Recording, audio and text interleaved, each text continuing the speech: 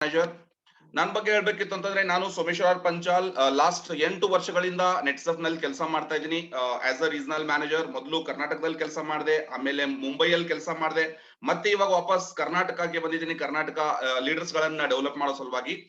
So ಇವತ್ತಿನ ಕಾರ್ಯಕ್ರಮಕ್ಕೆ specially ಹೇಳ್ಬೇಕಿತ್ತು ಅಂತಂದ್ರೆ ನಮ್ಮ ಕರ್ನಾಟಕದ ಒಂದು ಅತಿ ಶ್ರೇಷ್ಠವಾದಂತ ಒಂದು ಉತ್ಪನ್ನ ಅಂತ ಹೇಳ್ಬಹುದು, ಕರ್ನಾಟಕದ ಒಂದು ಅತಿ ಅಮೂಲ್ಯವಾದಂತ ಉತ್ಪನ್ನ ಅಂತ ಹೇಳ್ಬಹುದು. ಯಾಕಂದ್ರೆ ಇವತ್ತು ಕರ್ನಾಟಕ ನೆಟ್ಸಫ್ ನಲ್ಲಿ ಏನ್ ಕಾಣಿಸ್ಕೊಂಡಿದೆ because of agriculture, because of ನಮ್ಮ ಒಂದು ಬಯೋಫಿಟ್ ಶ್ರೇಣಿ ಅಂತ ಹೇಳ್ಬೋದು. ಸೊ ಈ ಬಯೋಫಿಟ್ ಶ್ರೇಣಿಯಲ್ಲಿ ನಾವು ಇನ್ನೂ ಹೆಚ್ಚಿನ ಮಾಹಿತಿಯನ್ನ ತಗೊಳ್ಳೋಣ, ಹೆಚ್ಚಿನ ನಾಲೆಡ್ಜ್ ಅನ್ನ ತಗೊಳ್ಳೋಣ, ಹೆಚ್ಚಿನ ವಿಷಯಗಳ ಬಗ್ಗೆ ತಿಳ್ಕೊಳ್ಳೋಣ. ಯಾಕಂದ್ರೆ ಇವತ್ತು ಈ ಒಂದು ವಿಷಯದಲ್ಲಿ ನಿಮ್ಗೆ ನೀವು ಮಾಸ್ಟರ್ ಆದಾಗ ನೀವು ನಿಮ್ಮ ಟೀಮ್ ಅನ್ನ ಮಾಸ್ಟರ್ ಮಾಡೋ ಸಲುವಾಗಿ ಒಳ್ಳೆ ರೀತಿಯಲ್ಲಿ ಹೆಲ್ಪ್ ಆಗುತ್ತೆ ಅಂತ ಹೇಳ್ಬಹುದು. ಸೊ ಪ್ರತಿ ಇವೆಂಟ್ ನಂತೆ, ಪ್ರತಿ ಕಾರ್ಯಕ್ರಮದಂತೆ ಇವತ್ತಿನ ಈ ಕಾರ್ಯಕ್ರಮವನ್ನ ನಾವು ಕಂಪನಿಯ ಕುರಿತು ಮಾತಾಡೋಣ. 1-2 ನಿಮಿಷ ಕಂಪನಿಯ, 5 ನಿಮಿಷ ಕಂಪನಿಯ ಕುರಿತು ಮಾತಾಡೋಣ. ಆಮೇಲೆ ನಾವು ಈ ಒಂದು ಬಯೋಫಿಟ್ ಟ್ರೈನಿಂಗ್ ಅನ್ನ ಸ್ಟಾರ್ಟ್ ಮಾಡೋಣ. ಸೊ ಕಂಪನಿ ಬಗ್ಗೆ ತಮ್ಮೆಲ್ಲರಿಗೂ ಗುರ್ತಿದೆ, ಬಹಳಷ್ಟು ಜನ ಹೊಸಬರಿದ್ದೀರಾ, ಬಹಳಷ್ಟು ಜನರಿಗೆ ಕಂಪನಿ ಬಗ್ಗೆ ಮಾಹಿತಿ ಇದೆಯಲ್ಲೂ ಗೊತ್ತಿಲ್ಲ. ಬಟ್ ಆದ್ರೂ ಕೂಡ ಸ್ವಲ್ಪ ಶಾರ್ಟ್ ಆಗಿ ನಾನು ನಿಮ್ಗೆ ಹೇಳ್ತೀನಿ. ಕಂಪನಿ ಬಗ್ಗೆ ಹೇಳ್ಬೇಕಿತ್ತು ಅಂತಂದ್ರೆ ನೆಟ್ಸಫ್ ಕಮ್ಯುನಿಕೇಶನ್ಸ್ ಪ್ರೈವೇಟ್ ಲಿಮಿಟೆಡ್ ಇದೊಂದು ಪೂನಾ ವಿಭಾಗದ ನೇರ ಮಾರುಕಟ್ಟೆಯ ಒಂದು ಕಂಪನಿ ಆಗಿದೆ. ಈ ಕಂಪನಿಯು ಸುಮಾರು 21 ವರ್ಷಗಳಿಂದ ಇವತ್ತು ನಮ್ಮ ಜೊತೆ ಇದೆ. 20 ವರ್ಷಗಳಿಂದ ಮಾರುಕಟ್ಟೆಯಲ್ಲಿ ಒಂದು ಅದ್ಭುತವಾದಂತಹ ಗ್ರೋತ್ ನೊಂದಿಗೆ ನಮ್ಮ ಜೊತೆಗಿದೆ ಅಂತ ಹೇಳ್ಬಹುದು. ಜೊತೆಗೇನೆ ನೆಟ್ಸಫ್ ನಲ್ಲಿ ಇರಬೇಕಾದಂತ ಉತ್ಪನ್ನಗಳ ಬಗ್ಗೆ ಮಾತಾಡ್ಬೇಕಿತ್ತು ಅಂತಂದ್ರೆ ವರ್ಲ್ಡ್ ಕ್ಲಾಸ್ ಶ್ರೇಣಿಯ ಉತ್ಪನ್ನಗಳು ಇವತ್ತು ನಮಗೆ ನೆಟ್ಸಫ್ ನೀಡಿದೆ. ಜೊತೆಗೇನೆ ಇವತ್ತು ನೆಟ್ಸಫ್ ನಲ್ಲಿ ಎಷ್ಟು ಜನ ಕೆಲಸ ಮಾಡ್ತಾರೆ ಅಂತಂದ್ರೆ ಸುಮಾರು 4 ಮಿಲಿಯನ್ಸ್ ಗಿಂತ ಜಾಸ್ತಿ ಜನ ಇವತ್ತು ನೆಟ್ಸಫ್ ನೆಟ್ವರ್ಕ್ ನ ಒಂದು ಪಾರ್ಟ್ ಆಗಿದ್ದಾರೆ, ನೆಟ್ಸಫ್ ನೆಟ್ವರ್ಕ್ ನ ಒಂದು ಹಿಸ್ಸಾಗಿದ್ದಾರೆ ಅಂತ ಹೇಳ್ಬಹುದು. ಜೊತೆಗೇನೆ ಸುಮಾರು 21 ವರ್ಷಗಳಲ್ಲಿ ನೆಟ್ಸಫ್ ನ ಬದಲಾವಣೆಗಳನ್ನು ನೋಡಿದಾಗ ಪ್ರತಿ ವರ್ಷವೂ ಒಂದು ಅಭಿವೃದ್ಧಿಗಳ ಮೇಲೆ ಅಭಿವೃದ್ಧಿ, ಡೆವಲಪ್ಮೆಂಟ್ಸ್ ಗಳ ಮೇಲೆ ಡೆವಲಪ್ಮೆಂಟ್ಸ್, ಹೊಸ ಹೊಸ ಉತ್ಪನ್ನಗಳ ಒಂದು ಇನ್ನೋವೇಷನ್ ಆಗಿರ್ಬೋದು, ಹೊಸ ಹೊಸ ಉತ್ಪನ್ನಗಳ ಬಗ್ಗೆ ಒಂದು ಯೋಚನೆ ಆಗಿರ್ಬಹುದು, ಅದ್ರ ಬಗ್ಗೆ ನೆಟ್ಸಫ್ ತುಂಬಾನೇ ಸ್ಪೀಡ್ ಆಗಿ ಗ್ರೋತ್ ತಗೊಂಡಿದೆ ಅಂತ ಹೇಳ್ಬಹುದು. ಅದ್ರ ಜೊತೆಗೆ ನೆಟ್ಸಫ್ ನಲ್ಲಿ ಯಾವ ಒಂದು ಭಾಗದಲ್ಲಿ ಇವತ್ತು ಇಂಡಿಯಾದ, ಭಾರತ ದೇಶದ ಯಾವ ಭಾಗದಲ್ಲಿ ನೆಟ್ಸಫ್ ಪಸರಿಸಿದೆ ಅಂತಂದ್ರೆ ಇಂತಹ ಯಾವುದೇ ರಾಜ್ಯವಿಲ್ಲ ಆ ಜಾಗದಲ್ಲಿ ಇವತ್ತು ನೆಟ್ಸರ್ಫ್ ಇಲ್ಲ ಅಂತ ಹೇಳ್ಬಹುದು. ಪ್ರತಿಯೊಂದು ಮೂಲೆ ಮೂಲೆಗಳಲ್ಲೂ ಕೂಡ ಇವತ್ತು ನೆಟ್ಸಫ್ ನ ಒಂದು ಪಸರುವಿಕೆ ಆಗಿದೆ ಅಂತ ನಾವು ಹೆಮ್ಮೆಯಿಂದ ಹೇಳಬಹುದು. ಜೊತೆಗೇನೆ ನೆಟ್ಸಫ್ ನ ಒಂದು ಡೆಮೋಗ್ರಾಫಿಕ್ ರೇಷೋ ನೋಡಿದಾಗ 70% ಜನ ಮೇಲ್ ಡೈರೆಕ್ಟ್ ಸೆಲ್ಲರ್ಸ್ ಗಳು ನೆಟ್ಸಫ್ ನಲ್ಲಿ ಕೆಲಸ ಮಾಡಿದ್ರೆ ಸುಮಾರು 30% ಜನ ಅಸ್ಮಿತಾಸ್ ನೆಟ್ಸಫ್ ನಲ್ಲಿ ಕೆಲಸ ಮಾಡ್ತಾರೆ, ಅಂದ್ರೆ ವುಮನ್ಸ್ ನೆಟ್ಸಫ್ ನಲ್ಲಿ ಕೆಲಸ ಮಾಡ್ತಾರೆ. ಅಂದ್ರೆ ನೆಟ್ಸಫ್ ನಲ್ಲಿ ಡೆಮೋಗ್ರಾಫಿಕ್ ರೇಷೋ ತುಂಬಾನೇ ಸ್ಟ್ರಾಂಗ್ ಆಗಿದೆ. ಅಂದ್ರೆ ಇಲ್ಲಿ ಪ್ರತಿ ಕ್ಯಾಟಗರಿಯ ಜನ ಕೆಲಸ ಮಾಡ್ತಾರೆ ಅಂತ ನಾವು ಹೇಳ್ಬಹುದು. ಇಯರ್ ಆನ್ ಇಯರ್ ಗ್ರೋತ್ ನೋಡಿದಾಗ ತುಂಬಾನೇ ಅದ್ಭುತವಾದಂತ ಗ್ರೋತ್ ಇದೆ. ಸ್ಪೆಷಲಿ ಕರ್ನಾಟಕದ ಬಗ್ಗೆ ಮಾತಾಡ್ಬೇಕಂತಂದ್ರೆ ಒಂದು ಐತಿಹಾಸಿಕ ಗ್ರೋತ್ ನಾವು ಲಾಸ್ಟ್ ಇಯರ್ ನಲ್ಲಿ ನಾವು ನೆಟ್ಸಫ್ ನಲ್ಲಿ ನೋಡಿದ್ದೇವೆ. ಅಂದ್ರೆ ಸುಮಾರು ನಾವು 100 ಕೋಟಿಗೆ ನಿಯರ್ ಬೈ ಟಚ್ ಮಾಡಿರುವಂತ ಒಂದು ಶ್ರೇಯಸ್ಸು ನಮ್ಮ ಕರ್ನಾಟಕದ ಪ್ರತಿಯೊಬ್ಬ ಡೈರೆಕ್ಟ್ ಸೆಲ್ಲರ್ಸ್ ಹೋಗುತ್ತೆ. ಅಂದ್ರೆ ಕರ್ನಾಟಕದಲ್ಲಿ ಇರಬೇಕಾದಂತ ಪ್ರತಿಯೊಬ್ಬ ಡಿಸ್ಟ್ರಿಬ್ಯೂಟರ್ಸ್ ಗಳಿಗೆ ಹೋಗುತ್ತೆ. ಇದರಲ್ಲಿ ತುಂಬಾ ಒಳ್ಳೆ ರೀತಿಯಲ್ಲಿ ಪರ್ಫಾರ್ಮ್ ಮಾಡಿರುವಂತಹ ಉತ್ಪನ್ನಗಳ ಬಗ್ಗೆ ಮಾತಾಡ್ಬೇಕಿತ್ತಂತಂದ್ರೆ ದಟ್ ಈಸ್ ಓನ್ಲಿ ಬಯೋಫಿಟ್ ಅಂತ ಹೇಳ್ಬೋದು. ಬಯೋಫಿಟ್ ಅಂತಂದ್ರೆ ನಿಮ್ಗೆಲ್ಲ ಗೊತ್ತಿದೆ, ಅಗ್ರಿಕಲ್ಚರಲ್ ಕೇರ್. ಅಗ್ರಿಕಲ್ಚರಲ್ ಕೇರ್ ಅಲ್ಲಿ ಮಾರುಕಟ್ಟೆಯಲ್ಲಿ ಬಹಳಷ್ಟು ಪ್ರಾಡಕ್ಟ್ ಇದೆ, ಬಹಳಷ್ಟು ಉತ್ಪನ್ನಗಳಿದೆ. ಎಲ್ಲ ಉತ್ಪನ್ನಗಳಿಗೂ ಶ್ರೇಷ್ಠವಾದಂತ ಉತ್ಪನ್ನ ನಮ್ಮ ನೆಟ್ಸಫ್ ನ ಬಯೋಫಿಟ್ ಶ್ರೇಣಿಯ ಉತ್ಪನ್ನ ಇದೆ ಅಂತ ಹೇಳ್ಬೋದು. ಸೊ ಬಯೋಫಿಟ್ ಶ್ರೇಣಿಯಲ್ಲಿ ಬಹಳಷ್ಟು ಬೇರೆ ಬೇರೆ ಕೆಲಸ ಮಾಡುವಂತ ಉತ್ಪನ್ನಗಳಿದೆ. ಬೇರೆ ಬೇರೆ ಉತ್ಪನ್ನಗಳು ಯಾವ ರೀತಿ ಕೆಲಸ ಮಾಡುತ್ತೆ ಇದ್ರ ಬಗ್ಗೆ ಅಂತೂ ನಿಮ್ಗೆ ಇವತ್ತು ಮಾಹಿತಿ ಸಿಗೋದೇ ಇದೆ. ಬಟ್ ನಾನು ಡೈರೆಕ್ಟ್ ಸೆಲ್ಲಿಂಗ್ ಅಂದ್ರೆ ನೇರ ಮಾರುಕಟ್ಟೆ ಕಂಪನಿಗಳಲ್ಲಿ ನೆಟ್ಸಫ್ ನಾನು ಕಂಪೇರ್ ಮಾಡಿದ್ರೆ ಬೇರೆ ಯಾವುದೇ ಕಂಪನಿಯಲ್ಲೂ ಇಷ್ಟೊಂದು ಸ್ಟ್ಯಾಂಡರ್ಡ್ ಉತ್ಪನ್ನಗಳು ಅಥವಾ ಬೇರೆ ಯಾವುದೇ ಆರ್ಗನೈಸೇಷನ್ ಅಲ್ಲಿ ಇಷ್ಟೊಂದು ಉತ್ತಮವಾದಂತಹ ಉತ್ಪನ್ನಗಳ ಬಗ್ಗೆ ನಮಗೆ ನೋಡೋಕೆ ಸಿಗೋದಿಲ್ಲ ಅಂತ ಹೇಳ್ಬೋದು. ಅದಕ್ಕೋಸ್ಕರನೇ ಲಾಸ್ಟ್ 2019 and 20 ಈ ಒಂದು 20 and 21 ನಲ್ಲಿ ಈ ಒಂದು ಇದಿದೆ ವರ್ಷ ಇದೆ, ಈ ವರ್ಷದಲ್ಲಿ ಅದ್ಭುತವಾದಂತ ಒಂದು ಬೆಳವಣಿಗೆ ನಾವು ಕರ್ನಾಟಕದಲ್ಲಿ ಕಂಡಿದ್ದೇವೆ. ಸೊ ಕರ್ನಾಟಕದಲ್ಲಿ ಇಷ್ಟೊಂದು ದೊಡ್ಡದಾದಂತ ಶ್ರೇಯಸ್ಸನ್ನ ಪಡೆಯೋದಕ್ಕೆ ಕಾರಣ ಅಂತಂದ್ರೆ ನಮ್ಮ ಉತ್ಪನ್ನಗಳ ರೇಂಜ್. ಇವಾಗ ಈ ಉತ್ಪನ್ನಗಳು ಎಲ್ಲಿ ತಯಾರಾಗುತ್ತೆ, ಈ ಉತ್ಪನ್ನಗಳ ಬಗ್ಗೆ ಮಾಹಿತಿ ಕೊಡ್ಬೇಕಾದ್ರೆ ಈ ಉತ್ಪನ್ನ ಯಾವ ರೀತಿ ಇದೆ, ಈ ಉತ್ಪನ್ನವು ನಮ್ಮದೇ ಆದಂತಹ ಓನ್ ಮ್ಯಾನುಫ್ಯಾಕ್ಚರಿಂಗ್ ಪ್ಲಾಂಟ್ ಅಲ್ಲಿ ಉತ್ಪನ್ನಗಳು ತಯಾರಾಗುತ್ತೆ. ಅಂದ್ರೆ Ajay biotech India private limited ಎನ್ನುವಂತ ಒಂದೇನು ಕಂಪನಿ ಇದೆ, ಅದು ನೆಟ್ಸಫ್ ಗ್ರೂಪ್ ಆಫ್ ಕಂಪನಿ ಆಗಿದೆ. ಈ ಉತ್ಪನ್ನವನ್ನ ತಯಾರು ಮಾಡೋ ಸಲುವಾಗಿ ಬಹಳಷ್ಟು ಟೆಕ್ನಿಕಲಿ ಅಂದ್ರೆ ತುಂಬಾನೇ ಅದ್ಭುತವಾದಂತಹ ಟೆಕ್ನಾಲಜಿಗಳನ್ನ ಯೂಸ್ ಮಾಡಿ ಈ ಉತ್ಪನ್ನಗಳು ನಮಗೆ ಮಾರುಕಟ್ಟೆಯಲ್ಲಿ ಕೊಟ್ಟಿದೆ ಕಂಪನಿ ಅಂತ ಹೇಳ್ಬೋದು. ಸೊ ಇಷ್ಟೊಂದು ಸ್ಟ್ರಾಂಗ್ ಬೇಸ್ ನ ಒಂದು ಬ್ಯಾಕ್ ಗ್ರೌಂಡ್ ಹೊಂದಿರುವಂತಹ ನೆಟ್ಸಫ್ ಇಷ್ಟೊಂದೆಲ್ಲ ಯಾವ ರೀತಿ ಗ್ರೋತ್ ಮಾಡಿದೆ ಅಂತಂದ್ರೆ Netsurf year on year growth ತಗೊಂಡಿದೆ. ಒಂದೇ ಸಾರಿ ಗ್ರೋತ್ ತಗೊಳ್ಳುವಂತ ಒಂದು ಉದ್ದೇಶದಿಂದ ಮಾರುಕಟ್ಟೆಯಲ್ಲಿ ಬಂದಿಲ್ಲ. ಪ್ರತಿ ವರ್ಷ ನೆಟ್ಸರ್ಫ್ ಅಭಿವೃದ್ಧಿಗಳ ಮೇಲೆ ಅಭಿವೃದ್ಧಿಯನ್ನ ಹೊಂದಿದೆ.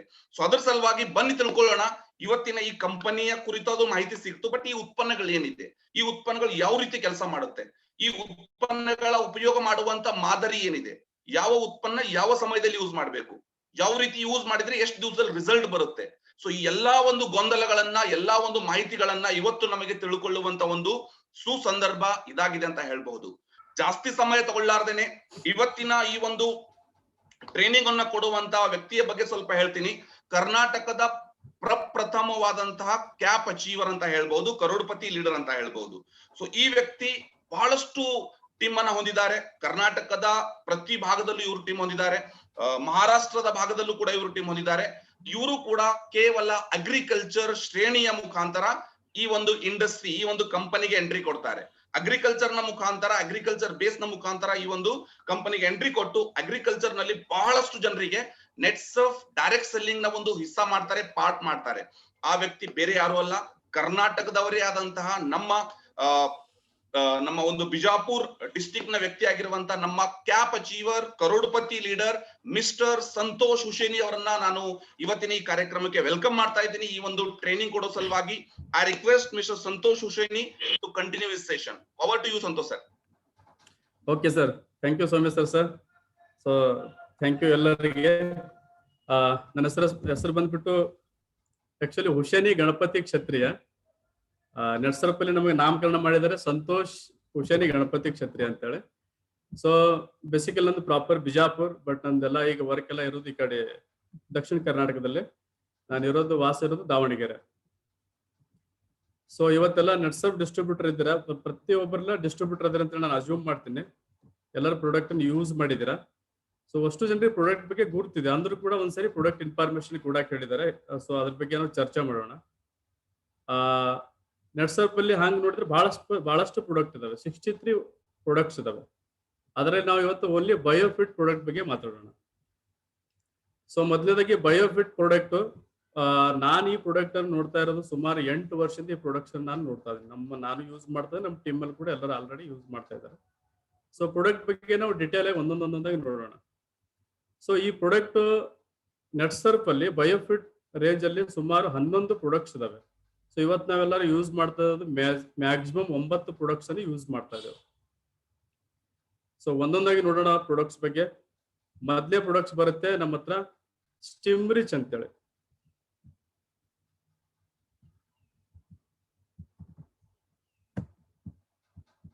ಓಕೆ, ಸೊ ಸ್ಟಿಮ್ರಿಚ್ ಅಂತ ಪ್ರಾಡಕ್ಟ್ ಬರುತ್ತೆ.